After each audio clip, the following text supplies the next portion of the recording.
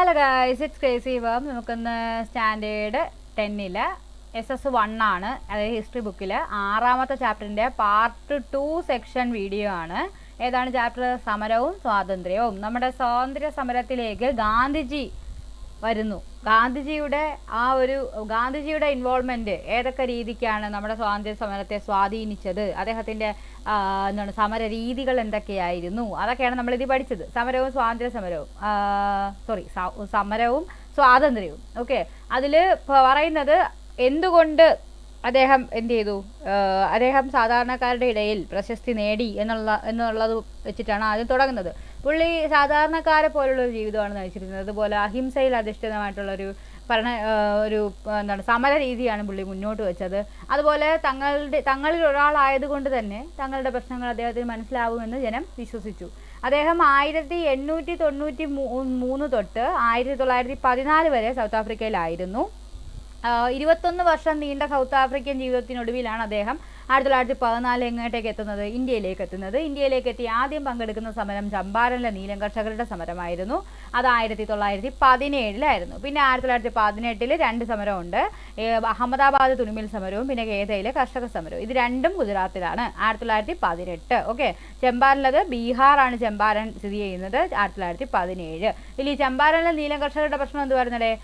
അവിടെ നീല കർഷകർ എന്തിനാണ് ഈ ഒരു സമരം നടത്തിയത്?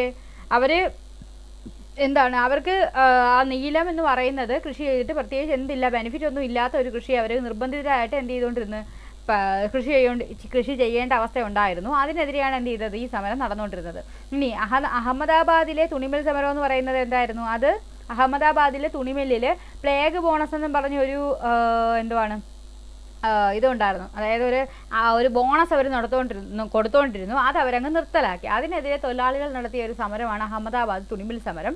ഗുജറാത്തിലാണ് 1918. അത് കഴിഞ്ഞിട്ട് ഖേദയിലെ കർഷക സമരം എന്ന് പറഞ്ഞാൽ കർഷകരിൽ നിന്ന് എന്ത് ചെയ്തു, ഒരുപാട് അധിക നികുതി, അവർക്ക് വരൾച്ചയും അതുപോലെ കൃഷിനാശമൊക്കെ സംഭവിച്ചിട്ടും അവരുടെ കയ്യിൽ നിന്ന് എന്ത് ചെയ്തിട്ടുണ്ട്, അധിക നികുതി ഈടാക്കാൻ അധികാരികൾ ശ്രമിച്ചു. അതിനെതിരെയായിരുന്നു ആ പ്രതിഷേധം. പുള്ളിയുടെ മെയിൻ, അതായത് നമ്മുടെ ഗാന്ധിജിയുടെ പ്രധാന സമരമാർഗം എന്ന് പറയുന്നത് സത്യാഗ്രഹവും അഹിംസയിലൂന്നിയിട്ടുള്ള കാര്യങ്ങളൊക്കെ ആയിരുന്നു. പുള്ളി സത്യാഗ്രഹം എന്ന് പറയുന്ന ഒരു പുതിയ ടെക്നിക്ക് എവിടെ അപ്ലൈ ചെയ്തു, ഈ പറയുന്ന സമരരംഗത്ത് ഉപയോഗിച്ചു എന്ന് വേണമെങ്കിൽ പറയാം. ഓക്കെ, അത് കഴിഞ്ഞിട്ട് നമ്മൾ പറഞ്ഞത് അദ്ദേഹം ആദ്യകാല സമരങ്ങളുടെ ഫലങ്ങൾ, അതായത് ഗാന്ധിജി നടത്തിയ സമരത്തിൻ്റെ ഫലമായിട്ട് ഇന്ത്യയിൽ എന്തൊക്കെ ചേഞ്ച് വന്നെന്ന് നമ്മൾ പറഞ്ഞായിരുന്നു.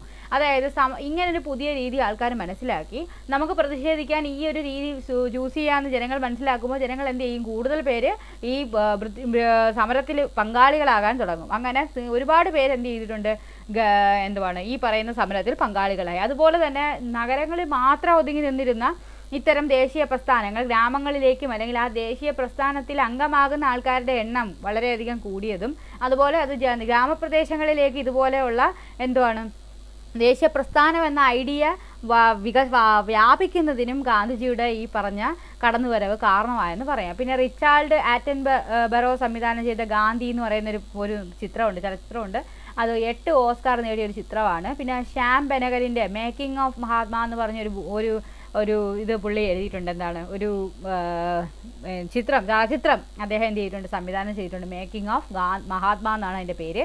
ഇനി എന്തിൻ്റെ പശ്ചാത്തലത്തിലാണ് എഴുതിയിരുന്നത്? ഗാന്ധിജിയുടെ ദക്ഷിണാഫ്രിക്കയിലെ ജീവിത അനുഭവങ്ങളാണ് അതിനകത്ത് വിവരിക്കുന്നത്. എങ്കിൽ ഈ പറയുന്ന ഗാന്ധി എന്ന് പറയുന്ന ചിത്രത്തിനകത്ത് ഇന്ത്യയുടെ സ്വാതന്ത്ര്യ സമര ചരിത്രത്തിലെ ഗാന്ധിയൻ കാലഘട്ടത്തിനെയാണ് എന്ത് ചെയ്യുന്നത്, കാണിക്കുന്നത്. ഓക്കെ, പിന്നെ നമ്മൾ ദേശീയ സമരത്തിലേക്കാണ് വരുന്നത്. ആദ്യം പറയുന്ന റൗലറ്റ് ആക്ട് എന്ന് പറഞ്ഞൊരു നിയമം. എന്ത് പറയുന്നത്? റൗലറ്റ് ആക്ട് 1919 നമ്മൾ ആദ്യം പഠിച്ച ഡേറ്റോട് ഓർത്തോണം. 1914 ഗാന്ധിജി എവിടെ എത്തുന്നു? ഇന്ത്യയിലെത്തുന്നു. 1917, അതായത് 3 വർഷം കഴിഞ്ഞിട്ടാണ് ചമ്പാരനിലെ സമരത്തിൽ പങ്കെടുക്കുന്നത്. 1918 തന്നെയാണ് അഹമ്മദാബാദ് തുണിമിൽ സമരവും അതുപോലെ തന്നെ കേദ കർഷക സമരവും. അത് കഴിഞ്ഞ് 1919 എന്ത് ചെയ്യുന്നത്, ഈ റൗലറ്റ് ആക്ട് എന്ന് പറയുന്ന ഒരു നിയമം എന്ത് ചെയ്യുന്നത്, ബ്രിട്ടീഷ് പാർലമെന്റ് പാസ്സാക്കുന്നതും അതിനെതിരെ പ്രക്ഷോഭം ആരംഭിക്കുന്നതും. അതേ വർഷം 1919 ഏപ്രിൽ 13 എന്ത് സംഭവിക്കുന്നത്, ജാലിയൻ വാലാബാഗ് കൂട്ടക്കൊല നടക്കുന്നത്. അത് അതായത് പഞ്ചാബിലെ അമൃതസറിലാണ് നടക്കുന്നത്. ഒരുപാട് പേര് എന്ത് ചെയ്യുന്നു, ഒരു കാരണമില്ലാതെ എന്ത് ചെയ്യുന്നു, കൊല്ലുന്നു. അതാണ് കാരണം. അങ്ങനെ 1919 ഏപ്രിൽ 13 അങ്ങനെയാണ് എന്ത് ചെയ്യുന്നത്, ഇവർ അടുത്ത ഒരു പരിപാടി ആരംഭിക്കുന്നത്. നിസ്സഹകരണ പ്രസ്ഥാനം എന്ന് പറഞ്ഞൊരെണ്ണം പറയുന്നുണ്ട്. നിസ്സഹകരണവും സമരവും അതുപോലെ ഖിലാഫത്ത് പ്രസ്ഥാനം. നിസ്സഹകരണം എന്ന് പറഞ്ഞാൽ ഞങ്ങൾ നിങ്ങളുമായി ബന്ധപ്പെട്ട ഒരു കാര്യത്തിൽ എന്ത് ചെയ്യത്തില്ല, സഹകരിക്കത്തില്ല. ഖിലാഫത്ത് പ്രസ്ഥാനം എന്ന് പറഞ്ഞാൽ അതേ കാലഘട്ടത്തിൽ, അതായത് 1920-22 കാലഘട്ടത്തിൽ തന്നെ ഉണ്ടായ ഒരു പ്രസ്ഥാനമാണ്. അത് മുസ്ലിം ജനവിഭാഗത്തിനിടയിൽ വളർന്നു വന്ന ഒരു പ്രസ്ഥാനമാണെന്ന് വേണേൽ പറയാം. അപ്പോൾ നിസ്സഹകരണ പ്രസ്ഥാനം എന്ത് ചെയ്തു? നിസ്സഹകരണ പ്രസ്ഥാനം എന്ന് പറഞ്ഞാൽ എന്താണ്? ഒന്നിലും അവരെ ഇടപെടത്തില്ല. അതായത് ബ്രിട്ടീഷുകാരുമായി ബന്ധപ്പെട്ടിട്ടുള്ള അവരുടെ വക്കീലന്മാരാണെങ്കിൽ കോടതിയിൽ പോകത്തില്ല, വിദ്യാർത്ഥികളാണെങ്കിൽ ആ ഇംഗ്ലീഷ് വിദ്യാഭ്യാസം അഭ്യസിക്കുന്ന സ്കൂളിൽ പോകത്തില്ല, നികുതി കൊടുക്കത്തില്ല. പിന്നെ ബ്രിട്ടീഷ് നൽകിയ പുരസ്കാരങ്ങളൊക്കെ തിരിച്ചു കൊടുക്കാൻ തുടങ്ങി. അതുപോലെ ബ്രിട്ടീഷ് സാധനങ്ങൾ എന്ത് ചെയ്യുന്നു, അത് ബഹിഷ്കരിക്കാൻ തുടങ്ങി. അങ്ങനെയുള്ള പരിപാടികൾ എന്ത് ചെയ്യുന്നു, അവർ സ്റ്റാർട്ട് ചെയ്യുന്നു. എന്നിട്ട് അവർ എന്ത് ചെയ്യുന്നുണ്ട്, അവർ തന്നെത്താൻ അവർക്ക് വേണ്ടുന്നുള്ള സാധനങ്ങൾ അവർ തന്നെ എന്ത് ചെയ്യുന്നു, അതായത് നമ്മുടെ ജനങ്ങൾക്ക് വേണമെന്നുള്ള സാധനങ്ങൾ നമ്മൾ തന്നെ എന്ത് ചെയ്യാൻ തുടങ്ങുന്നു, ഉൽപ്പാദിപ്പിക്കാൻ തുടങ്ങുന്നു. ബ്രിട്ടീഷുകാരെ ആശ്രയിക്കാനുള്ള പരിപാടി നമ്മൾ മതിയാക്കുന്നു. അങ്ങനെ നമ്മൾ ദേശീയ വിദ്യാലയങ്ങൾ സ്ഥാപിക്കുന്നു. അതുപോലെ തന്നെ പല രീതിക്കുള്ള, അതായത് ചർക്ക ഉപയോഗിച്ച് തുണി ചെയ്യാൻ തുടങ്ങുന്നു. അങ്ങനെ പല രീതിക്ക് എന്ത് ചെയ്യുന്നുണ്ട്, നമ്മൾ ചേഞ്ച് വരുത്തുന്നുണ്ട്. അതുപോലെ ഇതേ കാലഘട്ടത്തിൽ, അതായത് 1920-22 കാലഘട്ടത്തിൽ തന്നെ നിലവിൽ വന്നതാണ് ഈ പറയുന്ന ഖിലാഫത്ത് പ്രസ്ഥാനം എന്ന് പറയുന്നത്. ആ ഒരു പ്രസ്ഥാനം എന്ത് ചെയ്യുന്നു, ഇന്ത്യയിൽ കുറച്ച് വ്യാപകമാകുന്നു. അപ്പോൾ അതിനകത്തുള്ള മെയിനായിട്ടുള്ള നേതാക്കൾ എന്ന് പറയുന്നത് അലി സഹോദരന്മാരാണ്, മുഹമ്മദ് അലിയും ഷൗക്കത്ത് അലിയും. അപ്പോൾ ആ പ്രസ്ഥാനത്തോട് ഗാന്ധിജി എന്ത് ചെയ്യുന്നു, ഗാന്ധിജി ഈ പ്രസ്ഥാനത്തിൻ്റെ കാര്യങ്ങളിൽ എന്തുവാണ്, പുള്ളി അതിൽ ജോയിൻ്റ് ആവുകയാണ് ചെയ്യുന്നത്. ഓക്കെ, അതിവിടെ എഴുതിയിട്ടുണ്ട് എന്തുവായിരുന്നെന്ന്. ഈ പറയുന്ന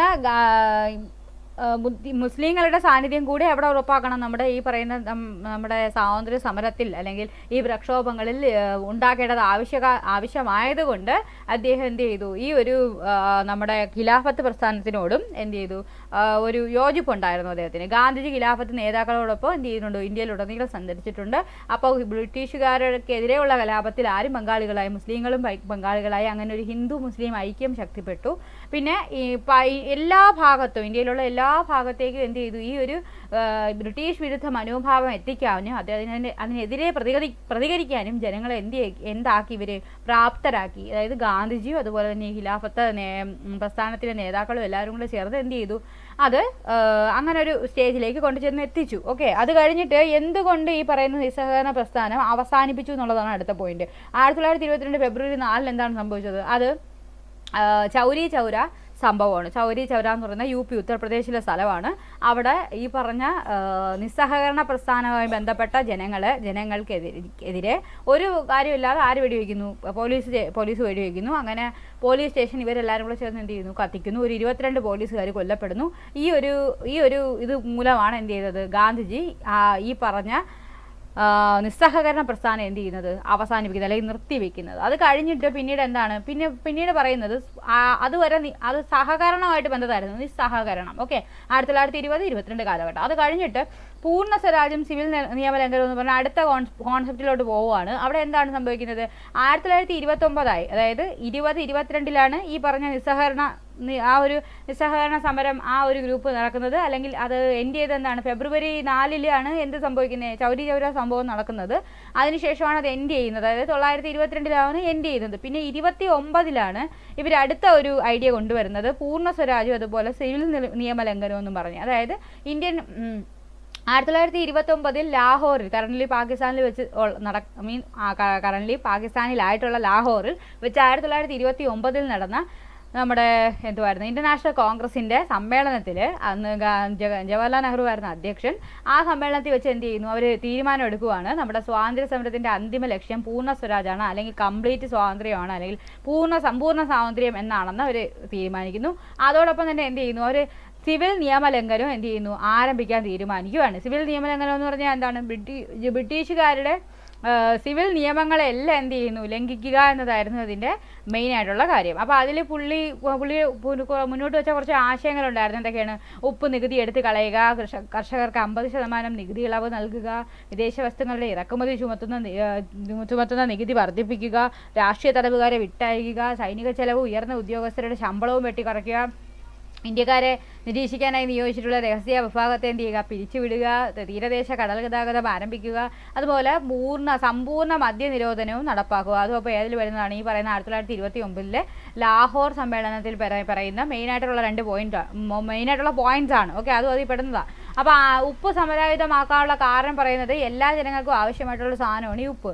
ആ ഉപ്പിൽ ബ്രിട്ടീഷ് സർക്കാർ എന്ത് ചെയ്യുന്നു, നികുതി ഈടാക്കുന്നു. അപ്പോൾ നികുതി കൊടുത്ത് വാങ്ങിക്കേണ്ട അവസ്ഥ വരുന്നു. അപ്പോൾ എന്ത് ചെയ്യുന്നു, അതുപോലെ തന്നെ ഇവർ ഈ തദ്ദേശീയരായിട്ടുള്ള ചെറുകിട ഉപ്പ് ഉൽപ്പാദകരെയൊക്കെ എന്ത് ചെയ്തു, അങ്ങ് നിരോധിച്ചു. ഇനി നിങ്ങൾ ഉൽപ്പാദിപ്പിക്കേണ്ടെന്ന് പറഞ്ഞു. അപ്പോൾ സാധാരണക്കാരായ തദ്ദേശീയർക്ക് അത് ഉൽപ്പാദിപ്പിക്കാനും പറ്റുന്നില്ല, സാധാരണക്കാർക്ക് അത് വാങ്ങിക്കാനും പറ്റുന്നില്ല. ആ ഒരു അവസ്ഥയായി. ഓൾറെഡി ദാരിദ്ര്യമാണ്, അതിൻ്റെ ഇടയിൽ കൂടെ ഉപ്പിനും കൂടെ പൈസ കൊടുക്കണമെന്ന് പറഞ്ഞാൽ അതൊരു വലിയൊരു ഭാരമായിട്ട് ജനങ്ങൾക്ക് എന്ത് ചെയ്തു കരുതി. അതുകൊണ്ട് തന്നെയാണ് ഉപ്പ് സമരായുധമായിട്ട് എന്ത് ചെയ്യുന്നത് ഗാന്ധിജി തിരഞ്ഞെടുക്കുന്നത്. എന്നിട്ട് എന്ത് സംഭവിച്ചു, പിന്നീട് നമ്മൾ ഉപ്പ് കുറുക്കി പ്രതിഷേധിക്കാൻ തുടങ്ങി. ഉപ്പ് സത്യാഗ്രഹം പറയാം, ഉപ്പ് കുറുക്കൽ. ഓക്കെ, 1930 കാലഘട്ടത്തിലാണ് ഉപ്പ് കുറുക്കൽ നടത്തുന്നത്. പല സ്ഥലങ്ങളിൽ എന്ത് ചെയ്യുന്നു, ഗാന്ധിജി ഉപ്പ് കുറുക്കുന്നു. മറ്റ് സ്ഥലങ്ങളിൽ പലരുടെയും നേതൃത്വത്തിൽ എന്ത് ചെയ്യുന്നുണ്ട്, ഇതുപോലെ ഉപ്പ് കുറുക്കി, അതായത് കടലിൽ പോകുന്നു, നമ്മൾ എന്ത് ചെയ്യുന്നു, സൂര്യപ്രകാശം ഉപയോഗിക്കുന്നു, ഉപ്പ് നീരാവിയാക്കി അതിൽ നിന്ന് ഉപ്പ് എടുക്കുന്ന പരിപാടി അത് നമ്മൾ നടത്തി എന്ത് ചെയ്യുന്നുണ്ട്,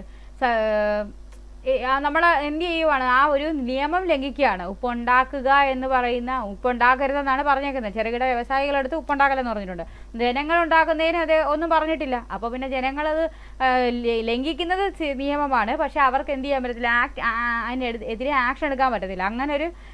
അങ്ങനൊരു ഇതായതുകൊണ്ട് ആണ് ഇതിനു വേണ്ടി ഒരുപാട് പേര് മുതിരുന്നത്. കാര്യം അത് പുള്ളി സംസാരിച്ച് ആൾക്കാരെ കയ്യിലെടുത്ത ഒരു കേസും പറയുന്നുണ്ട്. ഇവിടെ ഒരു ഡയലോഗ് എഴുതി വെച്ചിട്ടുണ്ട്. നമ്മളിപ്പോൾ ഒരു ഗ്രാമത്തിൽ നിന്ന് ഒരു 10 പേര് വെച്ച് പോയാലും അവർക്ക് നമ്മളൊന്നും ചെയ്യാൻ പറ്റത്തില്ല എന്നുള്ളതാണ്. വെറുതെ നിൽക്കുന്ന ആൾക്കാർക്ക് മേലെ അവരെന്ത് ചെയ്യത്തില്ല, അവരുടെ തോക്കുകൾ പ്രയോഗിക്കത്തില്ല എന്നാണ് ഗാന്ധിജി പറഞ്ഞിരുന്നത്. അങ്ങനെ ആ പറഞ്ഞ കാര്യങ്ങളിലൊക്കെ മീൻസ് അങ്ങനെ ആ ജനങ്ങൾ എല്ലാവരും എങ്ങോട്ട് വരുവാണ്, ഈ ഒരു സ്വാതന്ത്ര്യ സമരത്തിൽ അല്ലെങ്കിൽ ഈ ബ്രിട്ടീഷുകാർക്കെതിരെയുള്ള പ്രതിഷേധത്തിൽ അംഗങ്ങളാവുകയാണ്. അങ്ങനെ അവർ എന്ത് ചെയ്യുന്നുണ്ട്, പല രീതിയിൽ പല സ്ഥലത്ത് എന്ത് ചെയ്യുന്നുണ്ട്, ഉപ്പ് കുറുക്കുന്നുണ്ട്. അതുപോലെ സരോജിനി നായിഡുവിൻ്റെ നേതൃത്വത്തിലുണ്ടായ ഒരു മാർച്ച് നടത്തിയിട്ടുണ്ട്. ധരാസന ഉപ്പ് നിർമ്മാണശാലയിലേക്ക് ഒരു മാർച്ച് നടത്തി. അതിൽ നല്ല രീതിയിൽ പോലീസ് എന്ത് ചെയ്തിട്ടുണ്ട്, അവരെ അങ്ങ് അടിച്ചമർത്തി, നിഷ്ഠൂരമായ രീതിയിലാണ് അടിച്ചമർത്തിയത്. അതുപോലെ തന്നെ ഈ ഉപ്പ് സത്യാഗ്രഹത്തെ തുടർന്ന് ഗവൺമെൻറ് എന്ത് ചെയ്തിട്ടുണ്ട്, ഗാന്ധിയെ അറസ്റ്റ് ചെയ്തിട്ടുണ്ട്. 1932 അറസ്റ്റ് ചെയ്തു. അതേപോലെ തന്നെ ഈ പറഞ്ഞ സമരവും എന്ത് ചെയ്തു, അവർ അടിച്ചമർത്തി. പിന്നെ ഇവിടെ പറഞ്ഞത് വട്ടമേശ സമ്മേളനങ്ങളാണ്. 3 വട്ടമേശ സമ്മേളനം ഉണ്ടായിരുന്നു 1930, 31, 32. അതിൽ രണ്ടാം വട്ടമേശ സമ്മേളനത്തിൽ ഇന്ത്യൻ നാഷണൽ കോൺഗ്രസിനെ പ്രതിനിധീകരിച്ച് ഗാന്ധിജി എന്ത് ചെയ്തിട്ടുണ്ട്, പങ്കെടുത്തിട്ടുണ്ട്. ഓക്കെ, അപ്പോൾ ഇനി നമുക്ക് തുടങ്ങാനുള്ളത് ബ്രിട്ടീഷുകാർ ഇന്ത്യ വിടുക, ക്വിറ്റ് ഇന്ത്യ സമരത്തെ പറ്റിയാണ് ഇനി എന്ത് ചെയ്യാൻ പോകുന്നത്, ഇനി തുടങ്ങാൻ പോകുന്നത്. അപ്പോൾ ഉപ്പ് സത്യാഗ്രഹം വരെയുള്ള കണ്ടന്റാണ് നമ്മൾ എന്ത് ചെയ്തത്, ഇതുവരെ പറഞ്ഞത്. ബ്രിട്ടീഷുകാർ ഇന്ത്യ വിടുക എന്താണ് നോക്കാം. ഇതാ ഒരു മന്ത്രം, ഒരു കൊച്ചു മന്ത്രം ഞാൻ നിങ്ങൾക്ക് തരുന്നു. നിങ്ങളുടെ ഓരോ ശ്വാസവും അതിന് ആവിഷ്കാരം നൽകണം. പ്രവർത്തിക്കുക അല്ലെങ്കിൽ മരിക്കുക, പ്രവർത്തിക്കുക അല്ലെങ്കിൽ മരിക്കുക. നാം ഒന്നുകിൽ ഇന്ത്യയെ സ്വതന്ത്രമാക്കും, അല്ലെങ്കിൽ ആ ശ്രമത്തിൽ മരിക്കും. നാം നമ്മുടെ അടിമത്തം തുടരുന്നത് കാണാൻ ജീവിച്ചിരിക്കുകയില്ല. അതായത് പ്രവർത്തിക്കുക അല്ലെങ്കിൽ മരിക്കുക എന്ന് പറയുന്ന ഒരു മെയിനായിട്ടുള്ള ഡയലോഗാണ്. അതുപോലെ തന്നെ നാം ഒന്നുകിൽ ഇന്ത്യയെ സ്വതന്ത്രമാക്കും, അല്ലെങ്കിൽ ആ ശ്രമത്തിൽ നമ്മൾ മരിക്കും. ഇന്ത്യയെ സ്വതന്ത്രമാക്കാൻ വേണ്ടി ശ്രമിക്കുന്നതിനിടയിൽ നമ്മൾ എന്ത് ചെയ്യാം, മരണപ്പെടാം. നാം നമ്മുടെ അടിമത്തം തുടരുന്നത് കാണാൻ ജീവിച്ചിരിക്കുകയില്ല. നമ്മൾ അടിമകളായിരിക്കുന്ന ഒരു സമൂഹത്ത് നമ്മൾ ഇനി ജീവിച്ചിരിക്കുന്നില്ല. നമ്മൾ എന്തായാലും ഇതിനെതിരെ പ്രവർത്തിക്കും, ഒന്നുകിൽ പ്രവർത്തിക്കും അല്ലെങ്കിൽ മരിക്കും. അതാണ് നമ്മുടെ ഒരു ഡു ഓർ ഡൈ. ഓക്കെ, അത് ഗാന്ധിജിയുടെ വാക്കുകളാണ്. 1942 ആഗസ്റ്റ് 8 ബോംബെയിൽ ചേർന്ന കോൺഗ്രസ് സമ്മേളനത്തിൽ ഗാന്ധിജി ജനങ്ങളോട് പറഞ്ഞ വാക്കുകളാണിത്. അപ്പോൾ 1942 ഓഗസ്റ്റ് 8 ബോംബെയിലാണ് എന്ത് നടന്നത്, ഈ കോൺഗ്രസിന്റെ സമ്മേളനം നടന്നിരിക്കുന്നത്. 1942 ഓഗസ്റ്റ് 8. ഓക്കെ, ഓഗസ്റ്റ് 8 ബോംബെയിലാണ് കോൺഗ്രസ് സമ്മേളനം നടന്നത്. അതിലാണ് അദ്ദേഹം എന്ത് ചെയ്തേക്കുന്നത്, ഇത് പറഞ്ഞത്. ഇന്ത്യൻ നാഷണൽ കോൺഗ്രസ് ഗാന്ധിയുടെ നേതൃത്വത്തിൽ നടത്തിയ അവസാനത്തെ ബഹുജന സമരമായ ക്വിറ്റ് ഇന്ത്യ സമരത്തിനുള്ള ആഹ്വാനമായിരുന്നു ഇത്. അപ്പോൾ ഇന്ത്യൻ നാഷണൽ കോൺഗ്രസ് ഗാന്ധിജിയുടെ നേതൃത്വത്തിൽ നടത്തിയ അവസാനത്തെ ബഹുജന സമരം ഏതായിരുന്നു, അത് ക്വിറ്റ് ഇന്ത്യ സമരമാണ്. അപ്പോൾ അതിനു വേണ്ടിയുള്ള ആഹ്വാനം പുറപ്പെടുവിച്ചത് എന്നായിരുന്നു, 1942 ആഗസ്റ്റ് 8 ആയിരുന്നു. ഓക്കെ, അത് ബോംബെയിൽ ചേർന്ന കോൺഗ്രസ് സമ്മേളനത്തിൽ വെച്ചാണ് ഗാന്ധിജി ഇത്തരത്തിലൊരു ആഹ്വാനം പുറപ്പെടുവിച്ചത്. ഓക്കെ, എന്നിട്ട് എന്താ പറയുന്നത്, സിവിൽ നിയമലംഘന സമരം പോലെ തന്നെ ജനകീയമായ മറ്റൊരു സമരമായിരുന്നു ക്വിറ്റ് ഇന്ത്യ സമരം. സിവിൽ നിയമലംഘനം എന്ന് പറയുന്നത് നമ്മുടെ ഉപ്പ് കുറുക്കലും അതുമായിട്ട് ബന്ധപ്പെട്ടിട്ടുള്ളതാണ്. അത് സിവിൽ നിയമലംഘനത്തിൻ്റെ കൂടെയാണ് വരുന്നത്. അതുപോലെ തന്നെ ജനകീയമായിട്ടുള്ള മറ്റൊരു സമരമായിരുന്നു ഈ പറയുന്ന ക്വിറ്റ് ഇന്ത്യ സമരം എന്ന് പറയുന്നത്. എല്ലാ അധികാരങ്ങളും ഇന്ത്യക്ക് കൈമാറി ഇന്ത്യ വിടാൻ ബ്രിട്ടീഷുകാരെ നിർബന്ധിക്കുന്ന അഹിംസയിലൂന്നിയുള്ള ഒരു സമരമാണ് ഇതിലൂടെ ഇന്ത്യൻ നാഷണൽ കോൺഗ്രസ് വിഭാവനം ചെയ്തത്. അതായത് അവരെന്താണ് ചെയ്യാൻ പോകുന്നത്, എല്ലാ അധികാരങ്ങളും, അതായത് ബ്രിട്ടീഷുകാർക്കാണ് ഇപ്പോൾ കംപ്ലീറ്റ് അധികാരങ്ങളും ഉള്ളത്, അതെല്ലാം എന്ത് ചെയ്യണം, ഇന്ത്യക്ക് കൈമാറണം, എന്നിട്ട് എന്ത് ചെയ്യണം, ഇന്ത്യ വിടണം. അതിന് ബ്രിട്ടീഷുകാരെ എന്താക്കുക, നിർബന്ധിതരാക്കുന്ന അഹിംസയിലൂന്നിയ, നമുക്ക് ഹിംസയ്ക്കൊന്നും താല്പര്യമില്ല, അഹിംസയിലൂന്നിയ ഒരു സമരമാണ് എന്ത് ചെയ്യാൻ പോകുന്നത്, നടക്കാൻ പോകുന്നത്. അതാണ് ഈ പറയുന്ന ക്വിറ്റ് ഇന്ത്യ സമരം കൊണ്ട് ഇന്ത്യൻ നാഷണൽ കോൺഗ്രസ് എന്ത് ചെയ്തത്, ചിന്തിച്ചത്. അവർ ആ രീതിക്ക് അതിനെ എക്സിക്യൂട്ട് ചെയ്യാനാണ് തീരുമാനിച്ചിരുന്നത്. ക്വിറ്റ് ഇന്ത്യ സമരത്തിന് കാരണമായ ചില ഘടകങ്ങൾ നോക്കാം. എന്തുകൊണ്ട് ക്വിറ്റ് ഇന്ത്യ സമരം നടന്നു എന്നുള്ളതാണ് പറയുന്നത്. ഇന്ത്യൻ ഭരണഘടനാ പരിഷ്കാരങ്ങൾ നടപ്പിലാക്കാൻ ബ്രിട്ടൻ കാണിച്ച വൈമനസ്യം. അതായത് ഇന്ത്യൻ ഭരണഘടന ആരാണ് പരിഷ്കരിക്കേണ്ടത്, ഇന്ത്യക്കാരോ ഇന്ത്യൻ ഗവൺമെൻറ്റോ ഒന്നും അല്ല, അതിപ്പോൾ ഭരണം നടത്തുന്ന ആരാ, ബ്രിട്ടനാണ്. അപ്പോൾ ബ്രിട്ടൻ എന്ത് ചെയ്യണം, അതിന് വേണ്ട രീതിക്കുള്ള പരിഷ്കാരങ്ങൾ നടത്തി അതിനെ എന്ത് ചെയ്യണം, അതിനെ മാറ്റണം. അപ്പോൾ അതിന് അവർക്ക് താല്പര്യമില്ല. അതുകൊണ്ട് ഇവരെന്ത് ചെയ്തു, അവരെ അടുത്ത സമരത്തിലേക്ക് കടന്നു. അതേപോലെ വിലക്കയറ്റവും ക്ഷാമവും മൂലമുള്ള ജനങ്ങളുടെ അതൃപ്തി. വിലക്കയറ്റമാണ്, അതുപോലെ എന്തുവാണ്, ക്ഷാമവുമാണ്. ഒരു രീതിക്കും എന്ത് ചെയ്യാൻ പറ്റാത്തതാണ്, ജീവിക്കാൻ വയ്യാത്ത അവസ്ഥ. അത് ജനങ്ങളുടെ അതൃപ്തിയിലേക്കാണ് എന്ത് ചെയ്യുന്നത്, നയിക്കുന്നത്. അതും ഒരു കാരണമായി എന്ത് ചെയ്യാൻ ഈ പറയുന്ന നമ്മുടെ ക്വിറ്റ് ഇന്ത്യ സമരം തുടങ്ങാനുള്ളൊരു കാരണമായി. രണ്ടാം ലോകയുദ്ധത്തിൽ ബ്രിട്ടൻ പരാജയപ്പെടുമോ എന്ന തോന്നൽ. അതായത് ബ്രിട്ടനും എന്ത് ചെയ്തിട്ടുണ്ട്, ഈ പറയുന്ന ലോകയുദ്ധത്തിൽ പങ്കാളിയായിട്ടുണ്ട്. അപ്പോൾ ബ്രിട്ടൻ ഇനി പരാജയപ്പെടുമോ, എങ്കിൽ പിന്നെ നമ്മുടെ അവസ്ഥ എന്താവും, അങ്ങനെയൊക്കെയുള്ള ചിന്തയും എന്ത് ചെയ്തിട്ടുണ്ട്, ഈ പറഞ്ഞ ക്വിറ്റ് ഇന്ത്യ സമരത്തിലേക്ക് നയിച്ചിട്ടുണ്ട്. ഈ സമരത്തിന്റെ ഭാഗമായി ഗാന്ധിജി ജനങ്ങൾക്ക് നൽകിയ നിർദ്ദേശങ്ങളായിരുന്നു ഇനി താഴെ പറയാൻ പോകുന്നത്. നമ്മൾ ശ്രദ്ധിച്ചാൽ മനസ്സിലാവും, ഒന്നാം ലോകയുദ്ധ സമയത്തും രണ്ടാം ലോകയുദ്ധ സമയത്തും നടക്കുന്ന സമയത്ത് പല പല ആഫ്രിക്കൻ രാജ്യങ്ങളും മറ്റുമൊക്കെ സ്വാതന്ത്ര്യം നേടിയിട്ടുണ്ട്. അത് ഈ പറയുന്ന യുദ്ധം നടന്ന് കുറേ പേര്, അതായത് ഈ വലിയ വലിയ നമ്മുടെ സാമ്രാജ്യത്വ ശക്തികൾ പരാജയപ്പെടുമ്പോൾ അതിൻ്റെ കൂടെ സ്വതന്ത്രമാകുന്ന കുഞ്ഞു കുഞ്ഞു രാജ്യങ്ങൾ ഒരുപാടെണ്ണം ഉണ്ടായിരുന്നു. അതിലൊന്നാണ് ഇന്ത്യ എന്ന് വേണമെങ്കിൽ നമുക്ക് പറയാം. ഈ ലോകയുദ്ധ സമയങ്ങളിലാണ് എന്ത് ചെയ്യുന്നത്, മിക്കവാറും ഉള്ള രാജ്യങ്ങളെല്ലാം എന്ത് ചെയ്തത്, സ്വാതന്ത്ര്യം കൈവരിച്ചു പോയിട്ടുള്ളത്. യുദ്ധം നടക്കുന്നതിൻ്റെ ഇടയിൽ കൂടെയാണ് സ്വാതന്ത്ര്യം പറയുന്നത്. നിങ്ങളിപ്പോൾ ശ്രദ്ധിച്ചാൽ മനസ്സിലാക്കും, നമ്മളും പാകിസ്ഥാനും തമ്മിലൊരു കോൺഫ്ലിക്റ്റ് നടന്നു, ഓപ്പറേഷൻ സിന്ദൂർ എന്ന് പറഞ്ഞ് നമ്മൾ ഒരു ഓപ്പറേഷൻ എക്സിക്യൂട്ട് ചെയ്ത് അവരെ നമ്മളെ എന്ത് ചെയ്തു, പ്രതിരോധിച്ചു, നമ്മൾ അങ്ങോട്ട് ആക്രമിച്ചു. അതിൻ്റെ ഇടയിൽ കൂടെ ബലൂചിസ്ഥാൻ എന്ന് പറഞ്ഞ് പാകിസ്ഥാനിലുള്ള ഒരു പ്രവിശ്യ അവർ സ്വയം സ്വാതന്ത്ര്യം പ്രഖ്യാപിച്ചു. എന്നിട്ട് അവർ എന്തുവാണ്, അവർക്ക് ഈ പാകിസ്ഥാൻ്റെ അണ്ടറിൽ ഇരിക്കാൻ വയ്യ, അവരെന്ത് ചെയ്യുന്നു, പ്രഖ്യാപിക്കുന്നു. അതായത് എവിടെയെങ്കിലും വലിയ രണ്ട് പേര് തമ്മിൽ യുദ്ധം നടക്കുമ്പോൾ ഇങ്ങനെ ഒറ്റയ്ക്ക് നിൽക്കുന്ന ഏതെങ്കിലും ഒരു കുഞ്ഞു കൺട്രിയോ കുഞ്ഞു പ്രവിശ്യോ അങ്ങനെയൊക്കെ ഉള്ളത് എന്ത് ചെയ്യാൻ നോക്കും, അവർക്ക് സ്വാതന്ത്ര്യം വേണമെന്നുണ്ടെങ്കിൽ അവർ അതിനുവേണ്ടി ശ്രമിക്കും. ഓക്കെ, അപ്പം ശ്രമിച്ചു കഴിയുമ്പോൾ ചിലപ്പോൾ എന്ത് ചെയ്യും, അതങ്ങ് വർക്കാവും. അത് ഈ പറഞ്ഞ ചരിത്രത്തിലും അങ്ങനെയാണ്. രണ്ടാം ലോകയുദ്ധം എന്ന് പറയുന്നത് ഒരു വലിയ യുദ്ധം നടന്നുകൊണ്ടിരിക്കുക. അതേപോലെ ഒന്നാം ലോകയുദ്ധം എന്ന് പറയുന്നത് ഒരു വലിയ കോൺഫ്ലിക്റ്റ് ആയിരുന്നു. അത് അത്രയും നടന്നതിൻ്റെ ഇടയ്ക്ക് എന്ത് ചെയ്യുന്നു, ഈ കുഞ്ഞു കുഞ്ഞു ആഫ്രിക്കൻ രാജ്യങ്ങൾ, അതുപോലെ അങ്ങനെയൊക്കെയുള്ള യൂറോപ്പിലെ പല പല രാജ്യങ്ങൾ, ഇവരൊക്കെ എന്ത് ചെയ്യുന്നു, ഇവർ അവരുടെ സ്വാതന്ത്ര്യത്തിന് വേണ്ടി ആ സമയത്ത് അവർ പോരാടുകയും അവർക്ക് സ്വാതന്ത്ര്യം ലഭിക്കുകയും ചെയ്തിട്ടുണ്ട്. ഓക്കെ, അങ്ങനെ ഒരു പരിപാടിയുണ്ട്. അപ്പോൾ ആ ഒരു ഗ്രൂപ്പിൽ വരുന്ന സ്വാതന്ത്ര്യ സമരത്തിൽ വരുന്ന ആൾക്കാരാണ് നമ്മളും. ഈ രണ്ടാം ലോക യുദ്ധ സമയത്താണ്, അത് കഴിഞ്ഞതിന് ശേഷമാണ് എന്ത് ചെയ്യുന്നത്, ഇന്ത്യയും സ്വാതന്ത്ര്യം നേടുന്നത്. ഓക്കെ, അപ്പോൾ ഈ പറഞ്ഞ സമരത്തിന്റെ ഭാഗമായി, അതായത് ക്വിറ്റ് ഇന്ത്യ സമരത്തിന്റെ ഭാഗമായി ഗാന്ധിജി ജനങ്ങൾക്ക് നൽകിയ നിർദ്ദേശങ്ങൾ എന്തെല്ലാമായിരുന്നു എന്നാണ് പറയുന്നത്. എന്തൊക്കെ നിർദ്ദേശങ്ങൾ കൊടുത്തിട്ടുണ്ട്? നാട്ടുരാജാക്കന്മാർ സ്വന്തം ജനങ്ങളുടെ പരമാധികാരം അംഗീകരിക്കണം. അതായത് രാജാക്കന്മാർ, നമ്മളിപ്പോൾ പണ്ട് നമുക്ക് രാജഭരണമായിരുന്നല്ലോ, നമ്മൾ മധ്യകാല ഇന്ത്യ എന്ന് പറഞ്ഞൊക്കെ പഠിക്കുന്നത്, മിഡീവൽ ഇന്ത്യ, മറ്റേ തുഗ്ലക്ക് ഭരണം, അതുപോലെ അങ്ങനെ ഒരു ടൈപ്പ് ഭരണം ആദ്യം ഒരു സമയത്തുണ്ടായിരുന്നു. അതായത് നമ്മുടെ ഉത്തരേന്ത്യയിൽ അവരുടെ ഭരണമായിരുന്നു. താഴോട്ട് വരുവാണെങ്കിൽ ചോള ചേര പാണ്ഡ്യന്മാരുടെ ഭരണമായിരുന്നു. അതുപോലെ ഇതെല്ലാം എന്താണ്, ഓരോന്നോരോന്നായിട്ട് രാജാക്കന്മാരുടെ ഭരണമാണ് പൊതുവെ പറയുന്നത്. അപ്പോൾ നാട്ടുരാജാക്കന്മാർ സ്വന്തം ജനങ്ങളുടെ പരമാധികാരം അംഗീകരിക്കണം. അപ്പോൾ ജനങ്ങൾക്കാണ് പരമാധികാരം എന്നുള്ളത് ആരംഗീകരിക്കണം? ഈ പറയുന്ന നാട്ടുരാജാക്കന്മാരെ അംഗീകരിക്കണം. കർഷകർ ഭൂനികുതി കൊടുക്കാൻ കൂട്ടാക്കരുത്. കർഷകർ എന്ത് കൊടുക്കരുത്? ഭൂമിക്ക് നികുതി കൊടുക്കരുത്.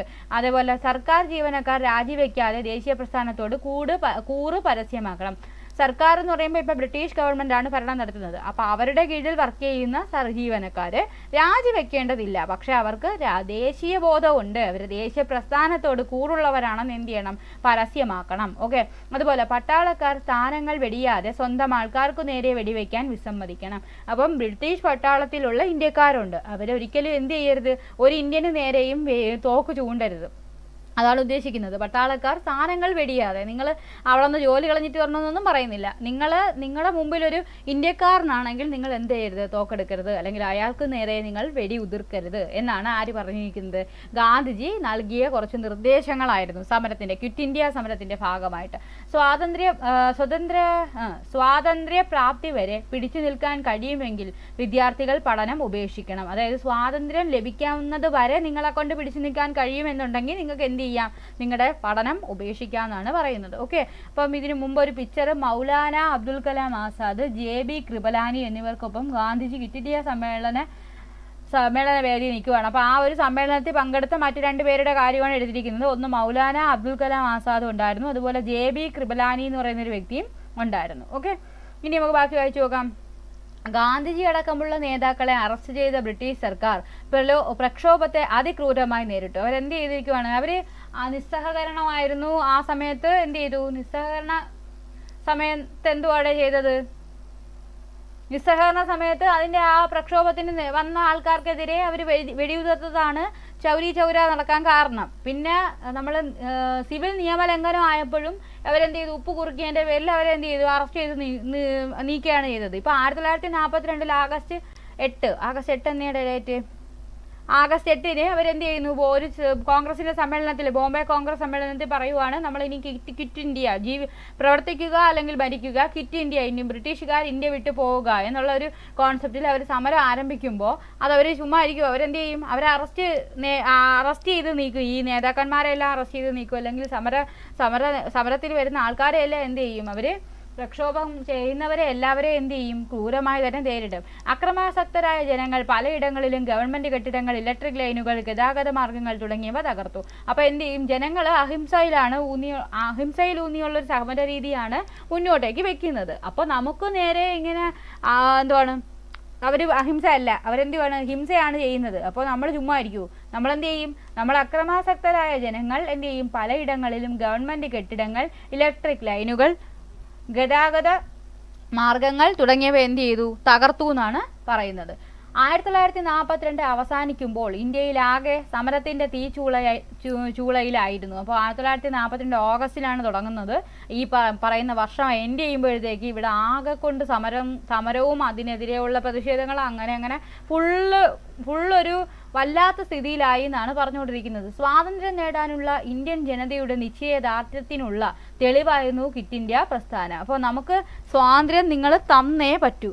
ഓക്കെ, അതായിരുന്നു ആ ഒരു പ്രസ്ഥാനത്തിൽ മെയിനായിട്ട് അവരുടെ ഐഡിയോളജി എന്താണ്, പ്രവർത്തിക്കുക അല്ലെങ്കിൽ മരിക്കുക. നമ്മളിത് പ്രവർത്തിക്കും, നമ്മൾ നിങ്ങൾക്കെതിരെ എല്ലാ രീതിയിലും നമ്മളെ കൊണ്ടാവുന്ന രീതിക്കെല്ലാം എന്ത് ചെയ്യും, നിങ്ങളെ നേരിടും, അല്ലെങ്കിൽ നമ്മൾ നിങ്ങളുടെ കയ്യിൽ നിന്ന് മരണം വരിക്കും. ഓക്കെ, ആ ഒരു മൈൻഡ് സെറ്റിലാണ് ഇരിക്കുന്നത്. അങ്ങനെയുള്ള ആൾക്കാരെ നമുക്ക് ഒന്നും ചെയ്യാൻ പറ്റില്ല. ഡു ഓർ ഡൈ, ഒന്നുകിൽ അവർ പ്രവർത്തിക്കും അല്ലെങ്കിൽ മരിക്കും, അത്രേ ഉള്ളൂ. അപ്പോൾ എന്താണ്, സ്വാതന്ത്ര്യം നേടാനുള്ള ഇന്ത്യൻ ജനതയുടെ നിശ്ചയദാർഢ്യത്തിനുള്ള തെളിവായിരുന്നു ഈ പറയുന്ന ക്വിറ്റ് ഇന്ത്യ പ്രസ്ഥാനം. വേറിട്ട വഴികൾ എന്താണ്, പൊതുജനവികാരം അതിൻ്റെ പാരമ്യത്തിലെത്തി നിൽക്കുമ്പോൾ പിന്മാറ്റത്തിന്റെ കാഹളം പുറപ്പെടുവിക്കുന്നത് ഒരു ദേശീയ ദുരന്തത്തിൽ കുറഞ്ഞ് മറ്റൊന്നുമല്ല.